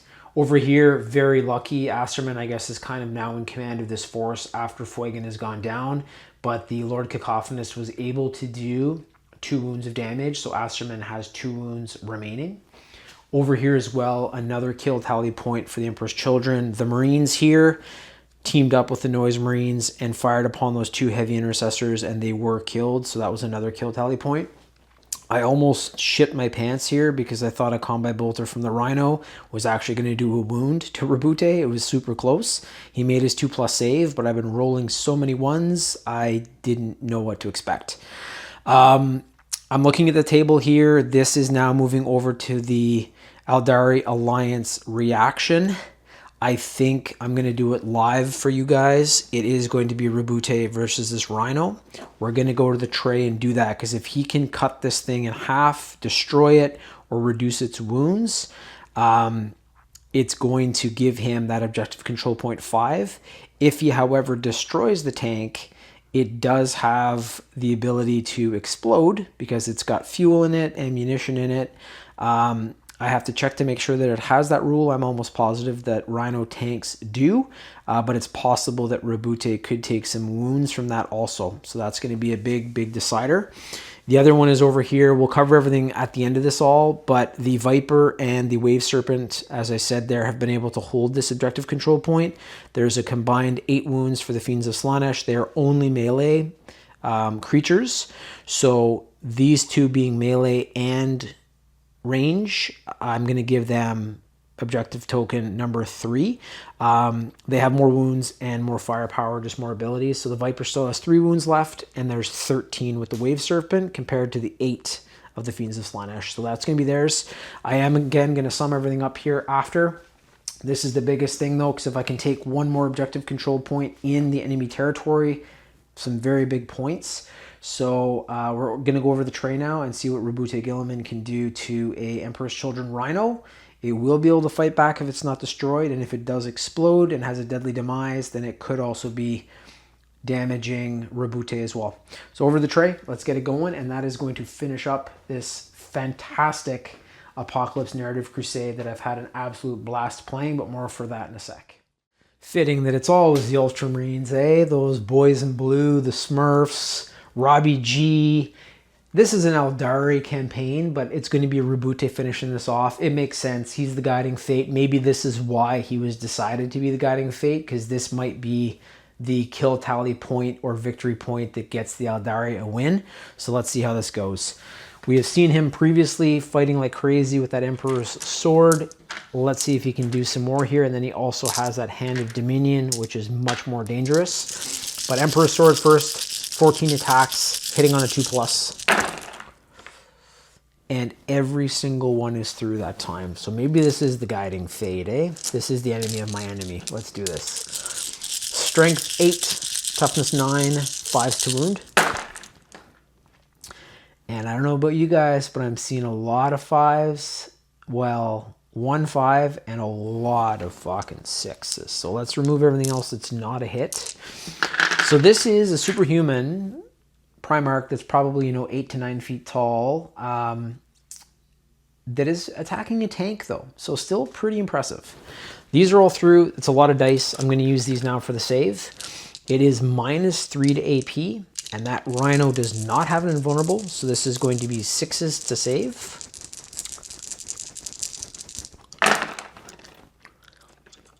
It has made one of those saves. And with that, I believe 2, 4, 6, 8, 10, 12 wounds are through. That Rhino is done.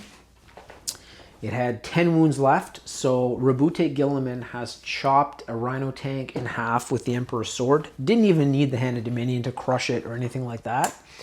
Big thing now, though, is I have to see if this thing has a deadly demise, and it does. So I'm not sure if we've read it this campaign. I think we have in the previous ones, but it's a core ability. So some models have Deadly Demise X listed in their abilities. When such a model is destroyed, roll 1d6 before removing it from play. On a 6, each unit within 6 inches of that model suffers a number of mortal wounds. So this could actually affect the Demonettes of Slaanesh because they're definitely within 6 inches.